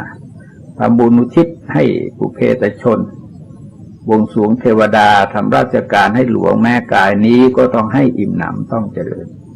ซึ่งเป็นข้ออ้างของบุคคลทั้งหลายที่จำเป็นต้องทำชั่วโดยอ้างว่าเป็นการกระทำชั่วเพื่อคนอื่นเนื่องจากพราหมณ์เป็นคนที่มีพื้นฐานดีมาก่อนมีศรัทธาเลื่อมใสในพระพุทธศาสนาดีมากๆพระสารีบุตรจึงเสนอความคิดและพิจารณาว่าท่านเข้าใจว่าอย่างไรบุคคลบางคนในโลกนี้ประพฤติไม่ชอบธรรมประพฤติผิดธรรมเพราะเหตุแห่งบิดามารดาในนิรยาบาลจะพึงฉุดคร่าเขาไปอย่างนรกเพราะกรรมนั้นเขาจะขอร้องอ้อนวอนว่าเราประพฤติไม่ชอบธรรมเพราะเหตุแห่งบิดามารดานายนิรยาบาลอย่าฉุดคร่าเราลงนรกเลยหรือว่าบิดามารดาเป็นต้นนั้นจะไปขอร้องต่อนายนิรยาบาลว่าบุตรของเราประพฤติไม่ชอบธรรมเพราะต้องการจะเลี้ยงดูเราทั้งสองขอนายนิรยาบาลอย่าได้ฉุดคร่าเขาลงนรกเลยนายนิรยาบาลจะฟังคำขอร้องของเขาหรือไม่พราหมณ์ได้กลับเรียนว่าแม้ผู้นั้นจะคร่ำครวญมากมายเพียงใดนายนิรยาบาลก็ต้องโยนเขาลงในนรกจนได้ฉะนั้นพระสารีบุตรก็ได้เอาการทำชั่วกระทำผิดในกรณีอื่นมาให้พราหมณ์ตอบทีละข้อในที่สุดท่านก็สรุปว่าบุคคลผู้ประพฤติชอบธรรมประพฤติถูกธรรมประพฤติเพราะเหตุแห่งบิดามารดาอย่างไหนจะประเสริฐกว่ากันพราหมณ์ได้เรียนว่าผู้ประพฤติไม่ชอบธรรมผิดธรรมเพราะเหตุแห่งบิดามารดาไม่ประเสริฐเลย ส่วนผู้ประพฤติชอบธรรมประพฤติถูกธรรมเพราะเหตุแห่งบิดามารดาย่อมประเสริฐกว่าในที่สุดพระสารีบุตรต้องการจะอนุเคราะห์พราหมณ์ให้เกิดความสำนึกที่จะปรับปรุงตัวเองให้ดีมากยิ่งขึ้นถ้าจะนำเอาชีวิตในระดับต่างๆมาเทียบเคียงกันว่าอย่างไหนจะดีกว่าเช่นว่าเอาการตกนรกกับการเป็นสัตว์เดรัจฉานเอาการเป็นสัตว์เดรัจฉานกับการเป็นเปรตเอาการเป็นเปรตกับการเป็นอสุรกายเอาการเป็นอสุรกายกับการเป็นมนุษย์การเป็นมนุษย์กับการเทวดาเป็นต้นมาเปรียบเทียบกันซึ่งพราหมณ์ก็ตอบได้ถูกต้องเช่นระหว่างมนุษย์กับเทวดาเป็นเทวดาดีกว่านำเอาเทวดาแต่ละชั้นมาถามสูงขึ้นไปโดยลำดับจนถึงเทวดากับพรหมพราหมณ์ก็ตอบว่าเทวดาในชั้นสูงสุดนั้นเป็นพรหมดีกว่าโดยท่านก็พอใจในพรหมจากนั้นพระมหาสารีบุตรจึงเทศนาธรรมเพื่อปฏิบัติอย่างพรหมให้ได้แก่พรหมิหารทั้ง4ประการท่านจึงได้เจริญพรหมิหารทั้ง4ประการในขณะที่ป่วยหนักปรับจิตในขณะนั้นแล้วไปบังเกิดในพรหมโลกเมื่อพระสารีบุตรได้เข้าเฝ้าพระพุทธเจ้าพระเจ้ารับสั่งถามว่าทำไมจึงให้ธรรมะเพียงระดับนั้นพระสารีบุตรกราบทูลว่าพราหมณ์ชอบความเป็นพรหมอย่างมากอย่างพวกพราหมณ์ทั้งหลายจึงสอนธรรมะระดับเป็นพรหมให้และต่อมาพระสารีบุตรยังได้ติดตามไปสอนต่อให้ปฏิบัติธรรมะสูงขึ้นไปอีกด้วยข้อนี้จะเห็นได้ว่ากุศลกรรมเมื่อบุคคลเก็บสะสมเอาไว้ถ้ามีกำลังไม่มากพอจะอยู่ท่ามกลางสิ่งแวดล้อมอารมณ์สิ่งยั่วยวนยั่วยุให้เกิดความประมาทความเปลี่ยนแปลงภายในจิตใจและพฤติกรรมจะเกิดขึ้นได้อย่างธนัญชานีพราหมณ์ซึ่งเป็นคนไม่ดีมาก่อนมาเป็นคนดีทีหลังแล้วก็กลายเป็นคนไม่ดีต่อไปเพราะปริมาณความดีที่เก็บสะสมไว้ไม่มีกำลังมากพอที่จะต้านทานความไม่ดีทั้งหลายที่มายั่วยุยั่วยวนล่อด้วยผลประโยชน์ต่างๆแต่เมื่อพระสารีบุตรกลับมาตอกย้ำให้เหตุผลท่านก็อาศัยคุณความดีทั้งหลายที่ท่านเก็บสะสมไว้ในการก่อนมาเป็นเครื่องมือวินิจฉัยการเสนอแนะของพระสารีบุตรได้อย่างถูกต้องสามารถหันเข้าสู่ครองแห่งธรรมได้เมื่อท่านบรรลุระดับฌานแล้วกุศลกรรมระดับฌานก็เป็นกุศลที่แน่นอนว่าต้องเกิดเป็นพรหมดังนั้นบาปอกุศลที่ท่านเคยช่อฉนประชาชนเอาไว้ต้องพักไว้ก่อนรอให้ผลเป็นความทุกข์ในโอกาสต่อไปมนุษย์คนหนึ่งชื่อมัทธกุณลีบิดามารดาเป็นคนสนีมากไม่ยอมให้การศึกษาและเครื่องประดับแก่บุตรจนบุตรป่วยหนักจะตายอยู่แล้วก็ยังไม่ยอมจ้างหมอมารักษาเพราะกลัวทรัพย์สินเงินทองของตนจะหมดสิ้นไปพระเจ้าเสด็จไปโปรดท่านทำจิตให้เลื่อมใสในพระพุทธเจ้าขณะที่ป่วยหนักก่อนดับจิตตายไปด้วยใจที่ผ่องแผ้วด้วยอำนาจพระพุทธคุณได้ไปบังเกิดในสวรรค์ชั้นดาวดึงส์ชื่อมัทธกุณลีเทพบุตรเมื่อลูกตายไปแล้วบิดามีความเศร้าโศกเสียใจมัทธกุณลีเทพบุตรก็มาชี้แจงให้บิดาเกิดความสำนึกที่ชอบที่ควรจนประกาศตนนับถือพระรัตนตรัยเป็นที่พึ่งที่ระลึกกราบทูลอาราธนาพระพุทธเจ้าและพระสงฆ์มาเสวยและฉันภัตตาหารที่บ้านของตนได้กราบทูลถามว่าบุคคลที่กระทำแม้เพียงให้มีความเลื่อมใสในพระองค์สามารถบังเกิดในสุคติได้หรือไม่พระเจ้าทรงชี้แจงให้ทราบว่าไม่ใช่นับเป็นหนึ่งนับเป็นร้อยนับเป็นพันแต่คนเป็นนันมากที่ทำใจเลื่อมใสในพระพุทธเจ้าในพระธรรมในพระสงฆ์แล้วบังเกิดในสุคติและตามเองก็ได้ทราบความจริงจากมัทธกุณลีเทพบุตรแล้วพราหมณ์ผู้เป็นบิดาของมัทธกุณลีได้เกิดศรัทธาเลื่อมใสเพราะมีตัวอย่างจากลูกชายของตนซึ่งท่านก็รู้ว่ามัทธกุณลีไม่เคยทำความดีอย่างอื่นการบังเกิดในสุคติก็ทำแต่เพียงทำใจเลื่อมใสในพระพุทธเจ้าเท่านั้นแม้เปรตอันเป็นทายาทของพระเจ้าพิมพิสารซึ่งประสบวิบากกรรมจากการช่อฉนสิ่งที่เขาจะถวายแก่ภิกษุในพระพุทธศาสนาในอดีตการนานไกลก็ได้สายผลบุญที่พระเจ้าพิมพิสารกระทำอุทิศให้ในครั้งแรกก็ทำให้ร่างกายสวยงามขึ้นในครั้งที่สองเมื่อถวายเสื้อผ้าก็มีเสื้อผ้าที่เป็นทิพย์มาหุ้มห่อร่างกายเปลี่ยนสภาพจากเปรตไปเป็นเทพบุตรเทพธิดาซึ่งเป็นเรื่องราวที่ปรากฏแพร่หลายในหมู่พุทธศาสนิกชนทั้งปวง บุคคลกลุ่มหนึ่งในเรื่องของพระติสสะผู้เข้าสู่สกุลนายช่างแก้วพระติสสะได้รับอาหารระบิณฑบาตประจำที่บ้านสกุลนายช่างแก้วแต่วันหนึ่งอาหารยังไม่เสร็จท่านก็นั่งรออยู่ในบ้านในขณะนั้นนายช่างแก้วกำลังหั่นเนื้อเพื่อปรุงอาหารอยู่พอดีมหาดเล็กได้นำแก้วของพระราชามาให้นายช่างแก้วเจรไนนายช่างแก้วก็รับแก้วด้วยมือที่เปื้อนเลือดแล้วก็วางไว้ต้องการจะเข้าไปล้างมือนกกระเรียนประเอิญอยู่ใกล้ๆเข้าใจว่าเป็นชิ้นเนื้อจึงจิกและกลืนแก้วมณีก้อนนั้นเข้าไปนายช่างแก้วออกมาไม่เห็นแก้วมณีสอบถามพระติสสะพระติสสะไม่ตอบเพราะกลัวว่านายช่างแก้วจะฆ่านกกระเรียนนายช่างแก้วจึงปักใจว่าปฏิสสะจะต้องขโมยแก้วมณีเป็นแน่นอนจึงพยายามบีบคั้นด้วยวิธีการต่างๆจนถึงเอาเชือกผูกศีรษะท่านแล้วขันชะเนาะบีบศีรษะจนเลือดไหลออกจากปากจากจมูกจากหูเมื่อท่านได้รับเพื่อให้ท่านรับแต่ท่านก็ไม่อาจรับได้ภรรยาจึงขอร้องห้ามปรามให้สามีทำเช่นนั้นเพราะเชื่อว่าพระจะต้องไม่ขโมย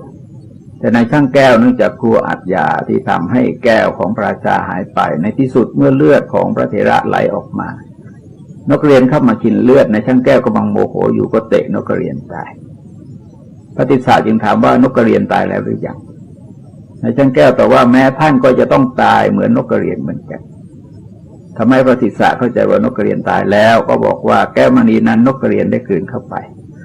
แต่ท่านไม่กล้าบอกเพราะกลัวว่านายช่างแก้วจะฆ่านกกระเรียนนายช่างแก้วจึงพิสูจน์ทดสอบผ่าท้องดูก็เจอแก้วมณีในท้องนกกระเรียนเกิดตกใจสำนึกบาปกรรม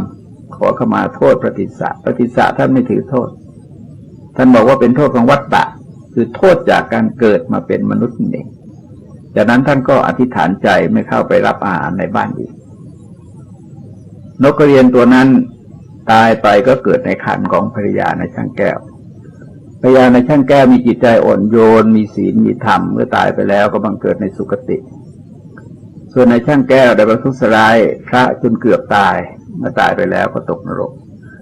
ปฏิสสะอาศัยทุกขเวทนาซึ่งเกิดขึ้นจากการเบียดเบียนของในช่างแก้วเป็นอารมณ์พิจารณาแล้วบรรลุมรรคผลเป็นพระอรหันต์เมื่อคนมาทูลถามพระพุทธเจ้าถึงคติเป็นที่เกิดของบุคคลเหล่านั้นรับสั่งแสดงให้ทราบและทรงสรุปเป็นภาษิตว่าบุคคลบางพวกย่อมเกิดในขันธ์คนที่ทำบาปประกรรมไว้ย่อมมาเกิดในนรกหมายถึงนายช่างแก้วคนที่ทำความดีเอาไว้ย่อมมาเกิดในสุคติท่านที่หมดอาสวะก็นิพพานและเป็นการแสดงถึงกระแสของกรรมที่อำนวยผลแก่บุคคลตามที่เขาได้ทำไว้ตัวอย่างบุคคลเช่นนี้ยังมีอยู่เป็นอันมากในคัมภีร์พระพุทธศาสนาเช่นเรื่องในวิมานวัตถุทั้งหมดเป็นตัวอย่างบุคคลที่ประกอบความดีไว้ในชาติก่อนผลแห่งความดีเหล่านั้นส่งให้ท่านบังเกิดในวิมานแตกต่างกันเปตวัตถุในเปตสังยุตทั้งหมดเป็นการแสดงถึงความทุกข์ความเดือดร้อนที่บุคคลเหล่านั้นได้รับอยู่ในปัจจุบันแล้วและส่งย้อนไปสู่เหตุในอดีตให้ฟังว่าบุคคลเหล่านั้นได้กระทำบาปกรรมอะไรเอาไว้จึงได้มาประสบความทุกข์ทรมานอยู่ในเปตโลกเช่นนั้นเฉพาะในที่นี้จะยกตัวอย่างบุคคลที่คุ้นๆใกล้ๆพุทธศาสนิกชนได้ยินได้ฟังชื่อท่านแล้วท่านเหล่านี้อยู่บ่อยๆเช่นพระโมคคัลลานะเถระซึ่งเป็นพระญาติสาวกระดับอัครสาวกฝ่ายซ้ายของพระพุทธเจ้าได้รับยกย่องจากพระพุทธเจ้าว่าเป็นผู้เลิศกว่าภิกษุทั้งหลายในทางฤทธิ์แต่ในขณะที่ท่านดำรงชีวิตอยู่ได้ช่วยงานเผยแผ่พระพุทธศาสนาได้อย่างยอดเยี่ยมสามารถนำคนเป็นอันมากมาเป็นพุทธบริษัทแต่การปฏิพานของท่านกลับเกิดขึ้นจากพวกโจรรุมกันทุบจนกระดูกแตกแม้ท่านสามารถของฤทธิ์ประสานกระดูกเข้ากันได้แต่คราวทูลลาพระพุทธเจ้าเข้าไปนิพพานก็ตามสาเหตุที่ทำให้ท่านต้องประสบการณ์รุ่มรุมทำร้ายของพวกโจรเหล่านั้นเป็นผลของอดีตการที่ท่านได้กระทำเอาไว้ที่พระเจ้าได้รับสั่งกับภิกษุทั้งหลายมีใจความว่าในชาติก่อนนั้นพระโมคคัลลานะเป็นลูกของพ่อแม่ซึ่งมีตาบอดเป็นลูกซึ่งมีความกตัญญูกตเวทีต่อพ่อแม่มากทำงานรับจ้างเลี้ยงดูพ่อแม่โดยไม่คำนึงถึงความเหนื่อยยากลำบาก แม่เห็นว่าลูกจะเหน็ดเหนื่อยเกินไปกลัวจะเหงากลัวจะลำบากจึงพยายามอ้อนวอนให้ลูกแต่งงานมีครอบครัวแม้ลูกชายจะปฏิเสธแต่อาศัยที่เป็นลูกกตัญญูในที่สุดก็ยอมแต่งงานตามใจพ่อแม่หลังจากแต่งงานไปแล้วปรากฏว่าภรรยาไม่พอใจในพ่อแม่ของสามีพยายามตั้งข้อรังเกียจด้วยวิธีการต่างๆและกล่าวร้ายต่อพ่อแม่ของสามีเมื่อสามีกลับมาจากการทำงานผู้ชายที่มีความเคารพรักต่อพ่อแม่อาศัยเล่ห์มายาของภริยาซึ่งไม่หวังดีต่อตนความกตัญญูกตเวทีที่มีอยู่ก็ถูกกัดกร่อนลงไปโดยลำดับจึงวางแผนร่วมกับภริยานำพ่อแม่ไปฆ่าทิ้งเสียในป่าแล้วนำพ่อแม่บรรทุกเกวียนไปอ้างว่าญาติพี่น้องในหมู่บ้านโน้นต้องการจะพบท่านทั้งสองเมื่อถึงกลางป่าโกหกพ่อแม่ว่าบริเวณนี้ต้องระวังหน่อยโจรผู้ร้ายชุกชุมและตัวเองก็ทำทีลงจากเกวียนแกล้งเปลี่ยนเสียงและส่งเสียงดังเป็นเสียงโจรแล้วก็วิ่งเข้าไปทุบตีพ่อแม่แม้จะถูกลูกทุบตีก็เข้าใจว่าเป็นโจรทุบตีจึงตะโกนบอกให้ลูกชายของตนให้หลบหนีไปว่าเวลานี้ท่านทั้งสองกำลังถูกโจรทุบตีลูกอย่าได้ถูกทุบตีตามไปด้วยเลยทำให้ลูกชายได้เกิดความสำนึกมองเห็นความรักที่พ่อแม่มีต่อตนจึงเลิกทุบตีแล้วก็เปลี่ยนเสียงกลับมาที่เดิมนำพ่อแม่กลับไปเลี้ยงดูที่บ้านโดยความเคารพเทิดทูน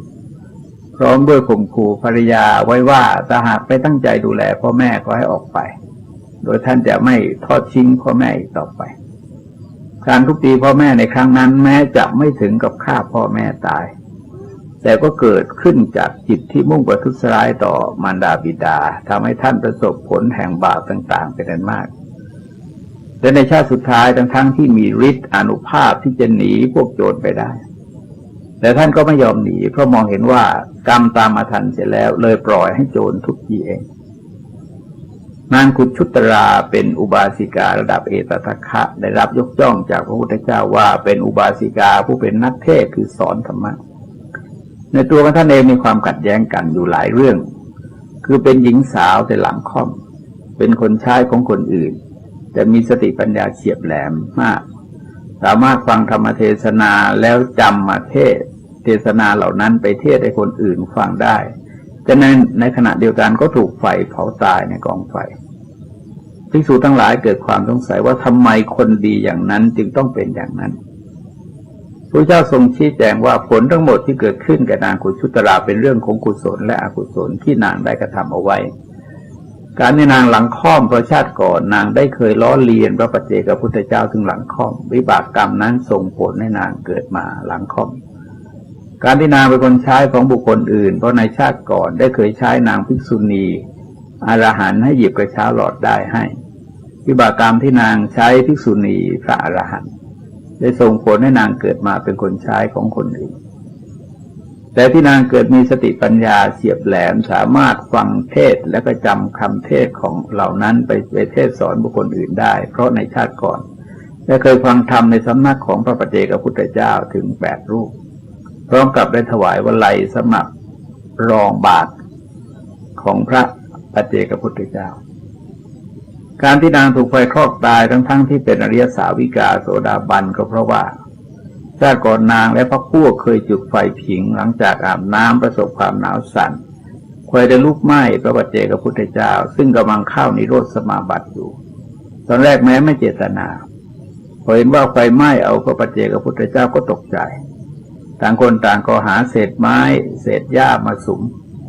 เพื่อจะให้ท่านตายโดยมุ่งหมายที่จะทำลายหลักฐานแต่พระปัจเจกพุทธเจ้าไม่ได้ตายในกองไฟแต่จิตใจของบุคคลเหล่านั้นก็มีเจตนาประทุษร้ายต่อพระปัจเจกพุทธเจ้าจนถึงกระทำออกไปทางกายทางวาจาผลแห่งบาปกรรมเหล่านั้นต่างมาให้ผลแก่นางตามฐานะของตนทั้งฝ่ายกุศลกรรมและอกุศลกรรมผลเหล่านั้นจึงเกิดขึ้นจากการจำแนกของอดีตกรรมตามหน้าที่ของกรรมที่ทรงแสดงไว้ว่ากรรมย่อมจำแนกแบ่งแยกให้คนเลวและประณีตแตกต่างกันบุคคลกระทำกรรมอันใดไว้จะดีหรือชั่วก็ตามก็ต้องเป็นผู้รับผลของกรรมนั้นผู้ทำกรรมดีย่อมได้รับผลดีผู้ทำกรรมชั่วได้รับผลชั่วหรืออย่างที่ทรงแสดงไว้ว่าเปรียบเหมือนบุคคลหว่านพืชชนิดใดชนิดหนึ่งลงในดินแล้ว เขาย่อมได้รับผลแห่งพืชชนิดนั้นคนทำกรรมดีย่อมได้รับผลดีคนทำกรรมชั่วย่อมได้รับผลชั่วตัวอย่างบุคคลเรื่องราวเหล่านี้ผู้สนใจสามารถศึกษาค้นคว้าได้ทั้งผลของความดีและผลของความชั่วโดยเฉพาะที่บุคคลได้รับในชาติต่อไปบุคคลบางคนกระทำบาปกรรมรุนแรงประสบบาปกรรมกันในขณะนั้นๆเช่นนายโคฆ่ามีอาชีพในการฆ่าโคจนติดใจในรสชาติของเนื้อโคกินอาหารทุกครั้งจะต้องมีเนื้อโคถ้าไม่มีเนื้อโคจะไม่ยอมกินอาหารวันหนึ่งภรรยาได้เก็บเนื้อโคสำหรับปรุงอาหารไว้ให้สามีแต่เพื่อนของสามีได้มาขอแบ่งไปเสียจึงไม่มีเนื้อโคให้สามีรับประทานถึงเวลารับประทานนายโคคาดมองไม่เห็นเนื้อโคจึงสอบถามทราบความเช่นนั้นก็หยิบมีดเดินไปหลังบ้านดึงลิ้นโคออกจากปากโคทั้งเป็นแล้วก็ตัดลิ้นโคมอบให้ภรรยาเพื่อปรุงเป็นอาหารอาหารที่ประกอบจากลิ้นโคแต่ที่ลิ้นของนายโคขาดเท่านั้นเองลิ้นของนายโคขาดก็ขาดร้องดิ้นรนครวญครางเหมือนโคถูกเชือดอยู่ถึง7 วันเสียงร้องดังไปถึงประเทศตะวันพระภิกษุสงฆ์ก็ได้ยินพระพุทธเจ้าก็ทรงได้ยินภิกษุจึงกราบทูลพระพุทธเจ้าว่านายโคฆ่าคงมีงานฆ่าโคเป็นการใหญ่เพราะว่าเสียงโคร้องไม่หยุดพระเจ้ารับสั่งเล่าให้ฟังว่าเสียงนั้นไม่ใช่เสียงโคแต่เป็นเสียงของนายโคฆ่าเองเขากำลังประสบวิบากของกรรมพอในวันที่7ก็ตายไปแล้วก็ตกนรกการตกนรกนั้นเป็นข้อที่พระพุทธเจ้าทรงแสดงแก่ภิกษุทั้งหลายเองนายจุนทสุกฤิกมีอาชีพในการฆ่าสุกรขายวิธีการฆ่าสุกรของเขาออกจะรุนแรงโดยต้มน้ำร้อนให้เดือดจัดแล้วกรอกลงไปในปากสุกรด้วยน้ำนั้นชำระล้างสิ่งปฏิกูลภายในท้องของสุกรออกมาทางทวารหนักแล้วน้ำร้อนที่เหลือราดลงไปที่ตัวสุกรเพื่อสะดวกต่อการขูดขนออกก็ทำบาปกรรมเช่นนี้อยู่เป็นเวลานานก่อนจะตายประสบทุกขเวทนาเบียดเบียนอย่างรุนแรงร้องเป็นเสียงของสุกรตลอดเวลา7 วัน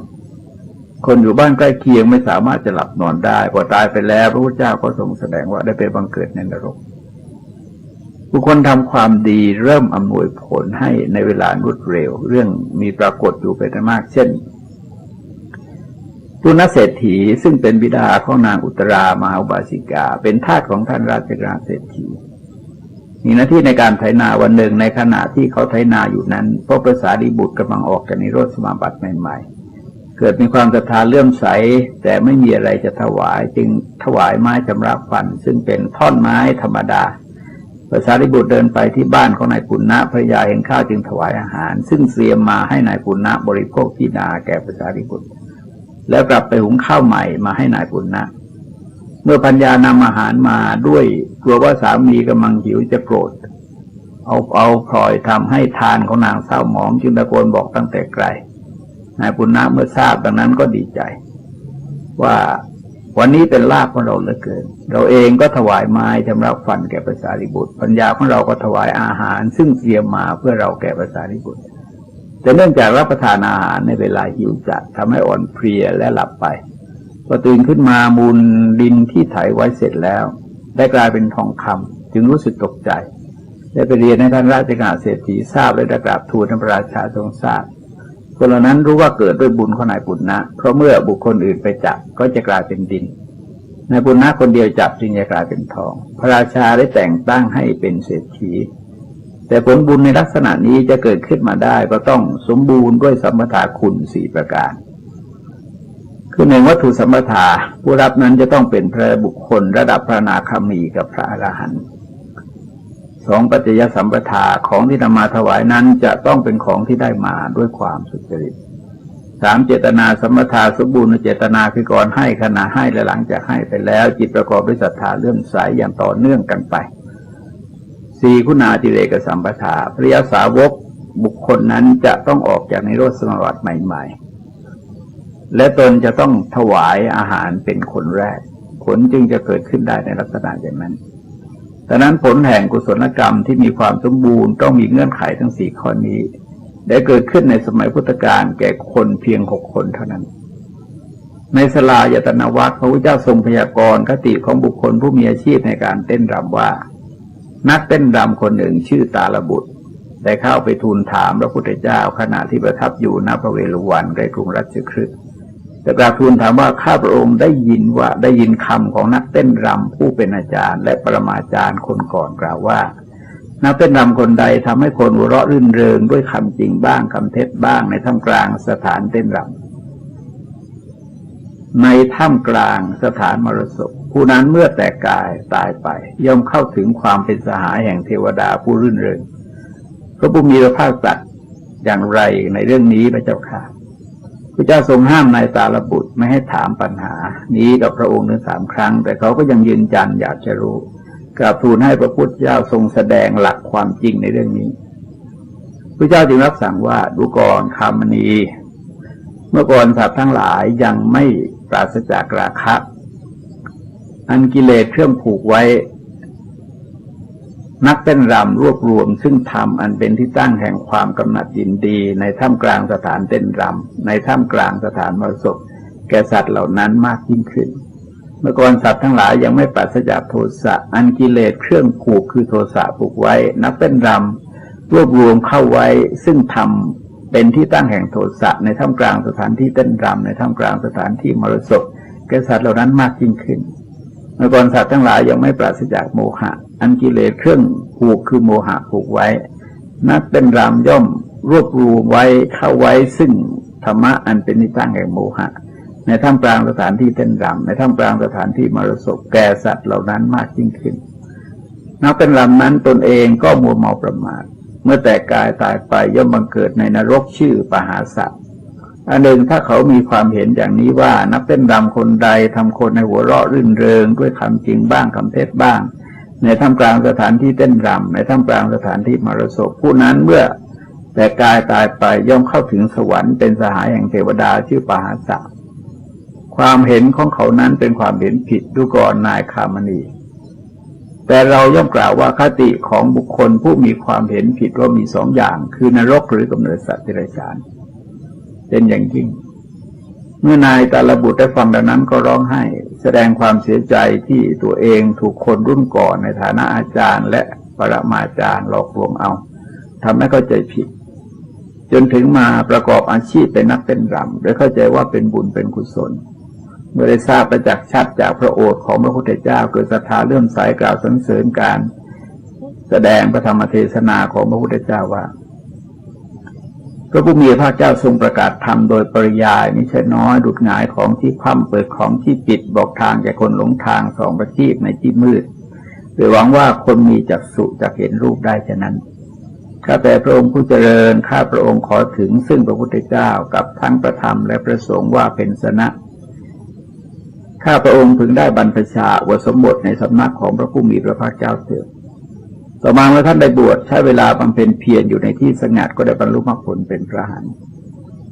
ข้อนี้จะสังเกตได้ว่าการกระทำของพวกยั่วยวนให้เกิดความกำหนัดหรือยั่วยุให้เกิดความขัดเคืองนั้นเป็นเหมือนกับตัวเองกระทำผิดแล้วไปชักชวนคนอื่นให้ทำผิดเป็นการเพิ่มทุกข์ให้แก่ตนและแก่บุคคลอื่นเป็นกิจกรรมในลักษณะเสริมกิเลสซึ่งเป็นอกุศลกรรมเพราะทำให้บุคคลเพิ่มความรุนแรงภายในจิตมากยิ่งขึ้นคติของบุคคลนั้นก็จะเป็นไปตามในทางที่ไม่ดีโดยเฉพาะอย่างยิ่งก็คือความเห็นผิดจะต้องตกนรกหรือในกำเนิดสัตว์เดรัจฉานตัวอย่างบุคคลที่ประสบผลกรรมในชาติปัจจุบันแต่การกระทำในอดีตชาติคือชาตินี้เองในกรณีนี้หมายความว่าบุคคลทำกรรมดีหรือทำกรรมชั่วในชาตินี้อาจเป็นในวันก่อนเดือนก่อนปีก่อนแต่ไม่ใช่ชาติก่อนแล้วต่อมาก็รับผลแห่งกรรมนั้นที่เขาได้ทำไว้ทั้งส่วนดีแล้วก็ส่วนไม่ดีในปลายพุทธสมัยพระเจ้าวิทูตภะได้ยกกองทัพจากกรุงสาวัตถีไปโจมตีกรุงกบิลพัสดุโดยแค้นเคืองว่าไม่ยอมรับนับถือสถานะของพระองค์พระพุทธเจ้าได้เคยเสด็จไปทำนองห้ามปรามไว้ถึง2 ครั้ง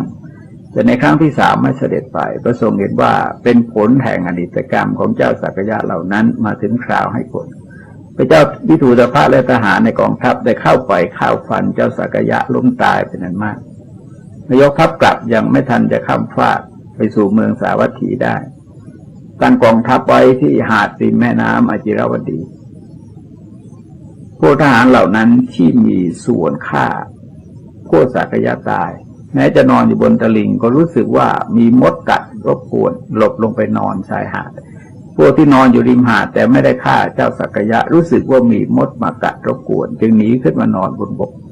ตกลงว่าคนที่มีส่วนร่วมในการฆ่าเจ้าสักยะทั้งหลายตายนั้นได้ย้ายตัวเองลงมานอนอยู่ริมหาดทั้งหมดในขณะที่หลับอยู่นั้น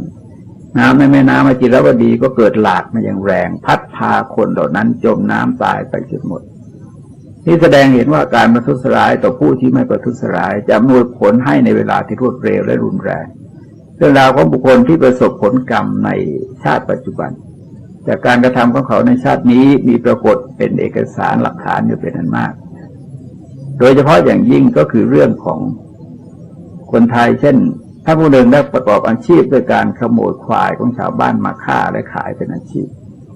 ต่อมาวันหนึ่งในขณะที่กำลังกินอาหารที่ปรุงด้วยเนื้อควายอยู่นั้นตะเกียงเจ้าพายุเกิดระเบิดลุกไหม้ขึ้นมาแล้วก็เลยไหม้เอาตัวท่านผู้นั้นทางร่างกายประสบทุกขเวทนาเป็นอันมากจะนั่งจะนอนก็ไม่อาจนั่งนอนได้แต่ก่อนที่จะตายนั้นได้แสดงอาการตกใจคล้ายๆกับเห็นอะไรปรากฏแก่สายตาญาติพี่น้องและเพื่อนฝูงที่คอยดูแลอยู่เห็นอาการคงใกล้จะตายก็บอกให้ภาวนาว่าอรหังอรหังเนื่องจากท่านผู้นี้ไม่คุ้นเคยกับคำว่าอรหังและในขณะนั้นกรรมนิมิตกรรมารมณ์กตินิมิตตารมณ์ได้ปรากฏแก่เขาชัดเจนเขาจึงตะโกนออกมาดังๆว่าพระอะไรว่ามีหางกูเห็นแต่ควายแต่นั้นเองที่มีหางเพราะในขณะนั้นท่านผู้นั้นเห็นควายเป็นจำนวนมากห้อมล้อมมาจะฟิดตัวเขาเข้าจึงตะโกนเรียกเพื่อนฝูงให้ช่วยด้วยความหวาดกลัวแล้วก็ตายไปด้วยทุกข์ทรมานเป็นอย่างยิ่งข้อนี้ก็เป็นตัวอย่างที่จริงเราก็มีเรื่องราวบุคคลเหล่านี้ที่มีการรวบรวมกันไว้ในเมืองไทยเนี่ยก็เรียกว่ามีเป็นพันเรื่องอย่างพ่อเลี้ยงไพบูลย์เลี้ยงพิบูลย์หรือเลี้ยงไพบูลย์เนี่ยที่ท่านรวบรวมไว้ในนามกฎแห่งกรรมเนี่ยเป็นเรื่องจริงที่นำมารวบรวมไว้แล้วก็ในสมัยหนึ่งก็แพร่หลายก็มีคนเชื่อถือแล้วก็นำไปแสดงในที่ต่างๆเป็นอันมากแต่ว่าความเชื่อในแนวนี้ในเรื่องกฎของกรรมเนี่ยในทุกวันมันค่อนข้างจะจางลงไปคือก็เป็นธรรมดาของคนนะเนื่องจากเรื่องกฎของกรรมมันก็เข้าใจค่อนข้างยากเพราะฉะนั้นจึงต้องพยายามค่อยๆคิดค่อยๆศึกษากันไปตามลำดับต้องฟังทั้งหลายเรียนธรรมจากมหาวิทยาลัยศรีปทุมในวันนี้ขอยุติไว้ด้วยเวลาเพียงเท่านี้ที่สุดนี้ขอความเจริญงอกงามไพบูรย์ในธรรมจงมีแด่ท่านผู้ฟังทั้งหลายโดยทั่วกันสวัสดี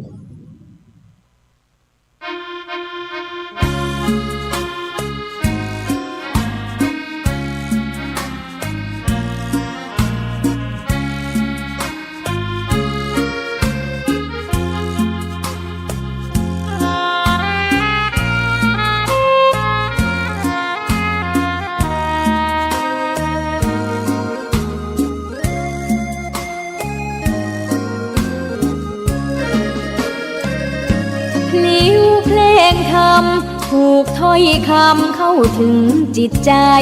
ฟังรายการวิทยุเสียงใสส่งถึงใจไปสู่ปลายนาสารธรรมน้อมนำมองพระศาสดาบอกผู้คนทั่วลาหันมาเข้าวัดฟังธรรมคลื่นเสียงนี้เป็นคลื่นธรรมะจากใจส่งถึงบ้านไกลบ้านไกลฟังได้สุขใจล้ำยามดึกดื่นค่ำคืนมีงานต้องทำเป็นคลื่นสารธรรมเน้นย้ำธรรมะเพื่อนใจเสียงคลื่นธรรมบอกหลักธรรมให้คลายความเหงาฟังเสียงธรรมะเบาเบาบอกเล่าถึงคนบ้านไกลสื่อธรรมะบอกลดละวางด้วยใจสื่อไปถึงสวงในเข้าใจหลักธรรมหลักดีลิ้วเพลงธรรม ผูกสัมพันธ์จิตใจร่าเริงฟังสาระธรรมะบันเทิงรื่นเริงในชีวิตยามวันว่างเดินทางไปเยี่ยมสถานี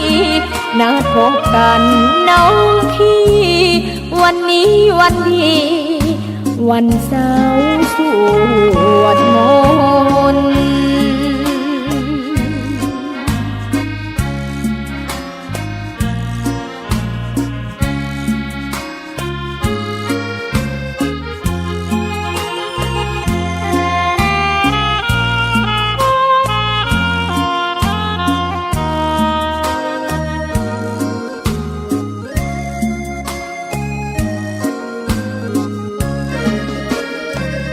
เสียงคลื่นธรรมบอกหลักธรรมให้คลายความเหงาฟังเสียงธรรมะเบาเบาบอกเล่าถึงคนบ้านไกลสื่อธรรมะบอกลดละระหว่างด้วยใจสื่อไปถึงสวงในเข้าใจหลักธรรมหลักดีลิ้วเพลงธรรมผูกสัมพันธ์จิตใจร่าเริงฟังสาระธรรมะบันเทิงรื่นเริงในชีวิตยามวันว่างเดินทางไปเยี่ยมสถานีนัดพบกันน้องพี่วันนี้วันดีวันเสาร์สวดมนต์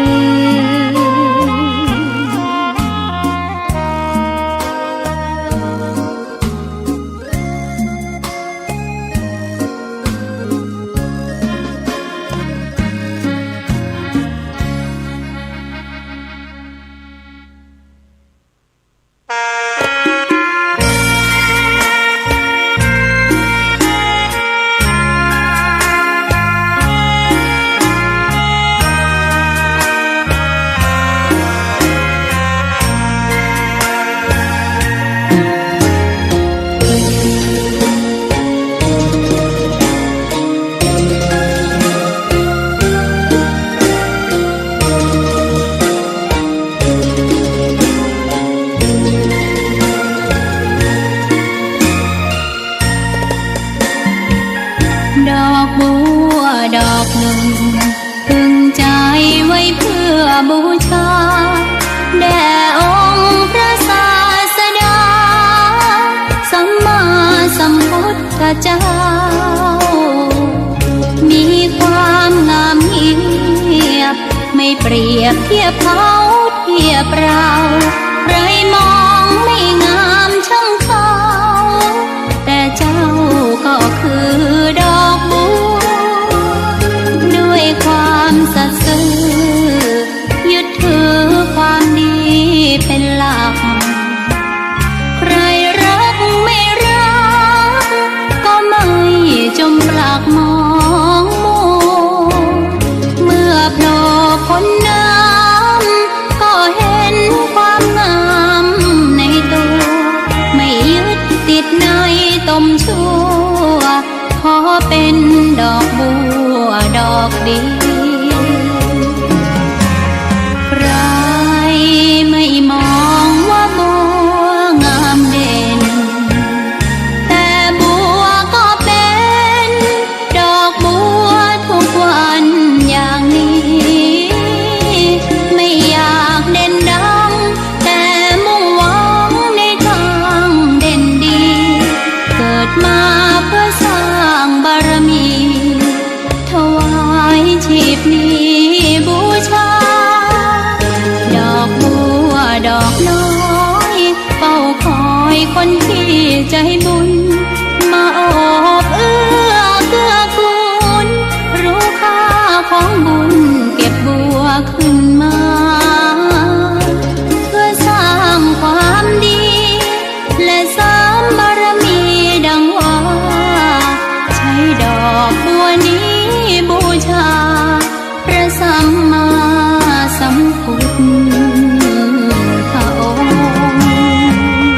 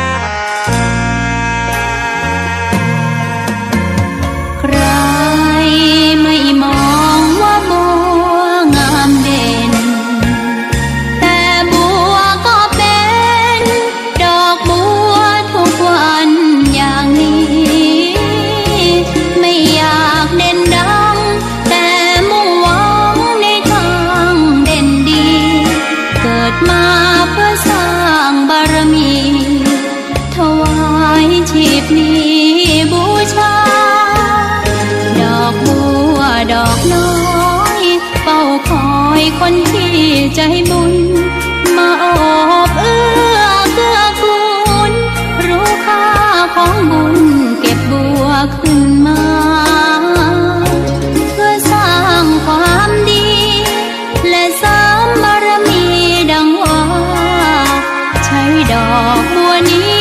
บูชาพระสัมมาสัมพุทธองค์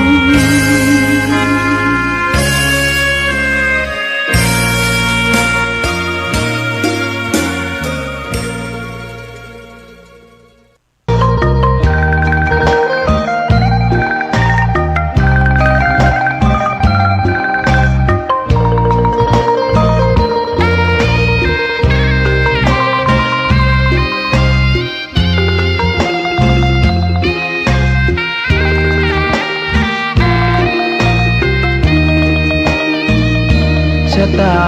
ฟ้าหรือบารมีชักนำถึงอยู่แสนไกลล้ำพระธรรมไม่มีมองไม่ฟ้าเพียงดินยังทวินฝันไฟเข้าดงขมิ้นเมื่อใดอิ่มอกอิ่มใจเสมอสายทางคนดีใจน้อมอธิษฐานบารมี สิ่งดีที่ได้พบเจอ เห็นชายผ้าเหลืองทุกวันฝันเพ้ออยากบวชจริงละเมอเข้าวัดบ้านคงเป็นบุญที่เคยเป็นทุนสร้างมารักผ้าเหลืองดังว่าปรารถนายึดมั่นอยากบวชทุกทีผ้าเหลืองผืนนี้ผูกพันอยู่ในใจทุกวันใฝ่ฝันถึงผ้าเหลืองกายวาจาใจสัญญาว่าไม่เสื่อมคลายหัวใจมุ่งหมายเนืองไม่มีอะไรมากันให้คุณคืนศรัทธาผ้าเหลืองบวชเป็นเรื่องใหญ่เราวันรอคอยเข้าโบสถ์ได้บวชเสียทีเป็นคนสุขเต็มที่ตามรอยความดีพระพุทธเจ้าไม่ลืมบุญคุณพ่อแม่การุณเลี้ยงเราผ้าเหลืองห่มกายคลายเศร้าพ่อเราแม่เราศรัทธาสุขใจจริงๆเป็นชายแต่หัวใจสิงพูดจริงทำจริงทุกคราทุกคืนทุกวันผ้าเหลืองพันผูกกายาโอ้น้อวาสนาพระธรรมนำพาชีวิต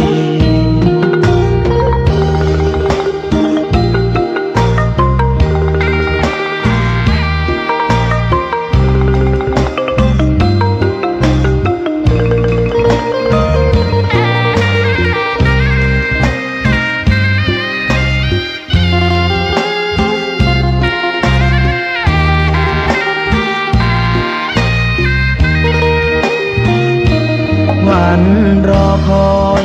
เข้าโบสถ์ได้บวชเสียทีเป็นคนสุขเต็มที่ตามรอยความดีพระพุทธเจ้าไม่ลืมบุญคุณพ่อแม่การุณเลี้ยงเราผ้าเหลืองห่มกายคลายเศร้าพ่อเราแม่เราศรัทธาสุขใจจริงๆเป็นชายแต่หัวใจสิงพูดจริงทำจริงทุกคราทุกคืนทุกวันผ้าเหลืองพันผูกกายาโอ้น้อวาสนาพระธรรมนำพาชีวิต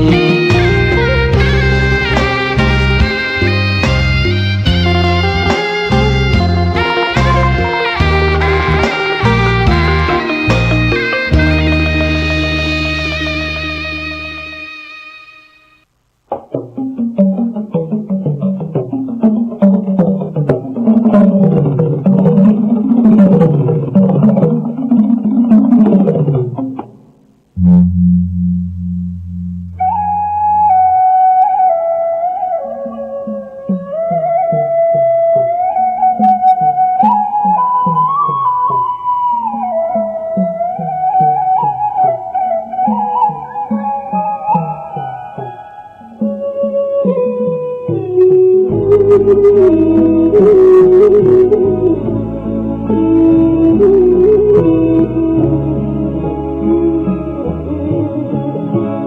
ระอานนท์ออกมาข้างนอกแล้วยืนแอบสะอื้นกล้ำเกลือนทุกโทมทวีองค์พระมุนินจะสิ้นแล้วแต่เรานี้อาสวามีมีสิ้นไปองค์พระบรมครูจะทอดทิ้งเราให้อยู่อย่างเดียวดายนับแต่วันพรุ่งนี้ไม่มีได้รับใช้องค์พระภาควัน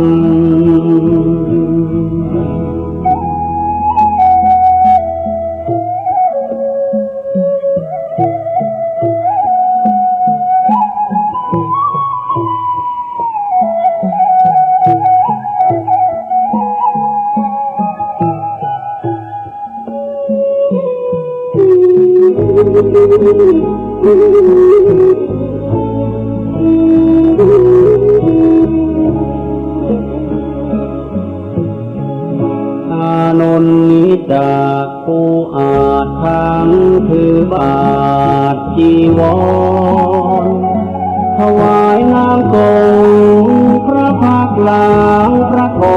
รบวนพระโอษฐ์อีกตามจรผู้ใดใครหนอภายหน้าโอ้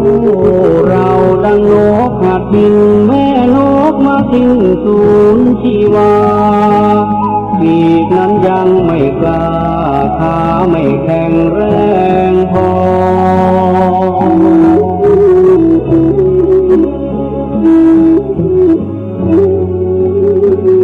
ยังบินพลาต้องระวังรังรออีกแม่แค่คอยบินคลอได้พอหล่อเลี้ยงชีวัน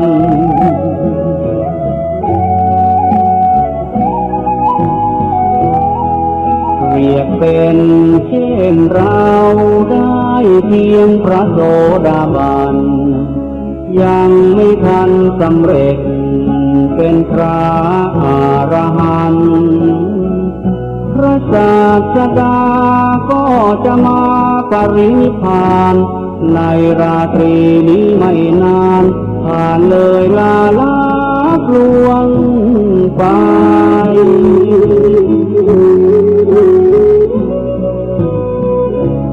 โอ้เราทำกันใดเมื่อสิ้นแล้วพระผู้ทรงชัยพระอานนท์ตำสดน้ำตานองหยดรินไหลด้วยสุดจะฝืนสะอื้นยืนรำไห้โศกาอาลัยน้ำตาหลั่งไหลนองน้ำ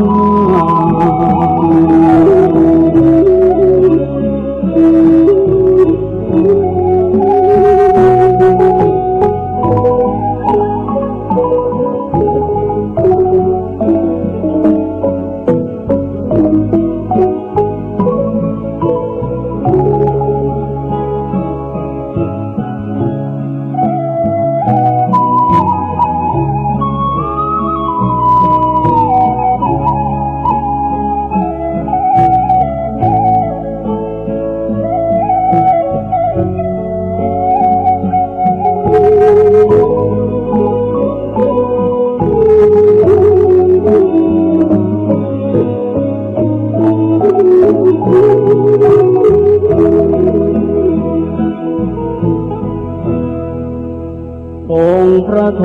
ศพลไม่เห็นอานนท์อยู่ในนั้นจึงตรัสถามว่าอานนท์ไปไหนกันพระภิกษุผู้รู้เหตุการณ์กราบทูลถวายไปว่า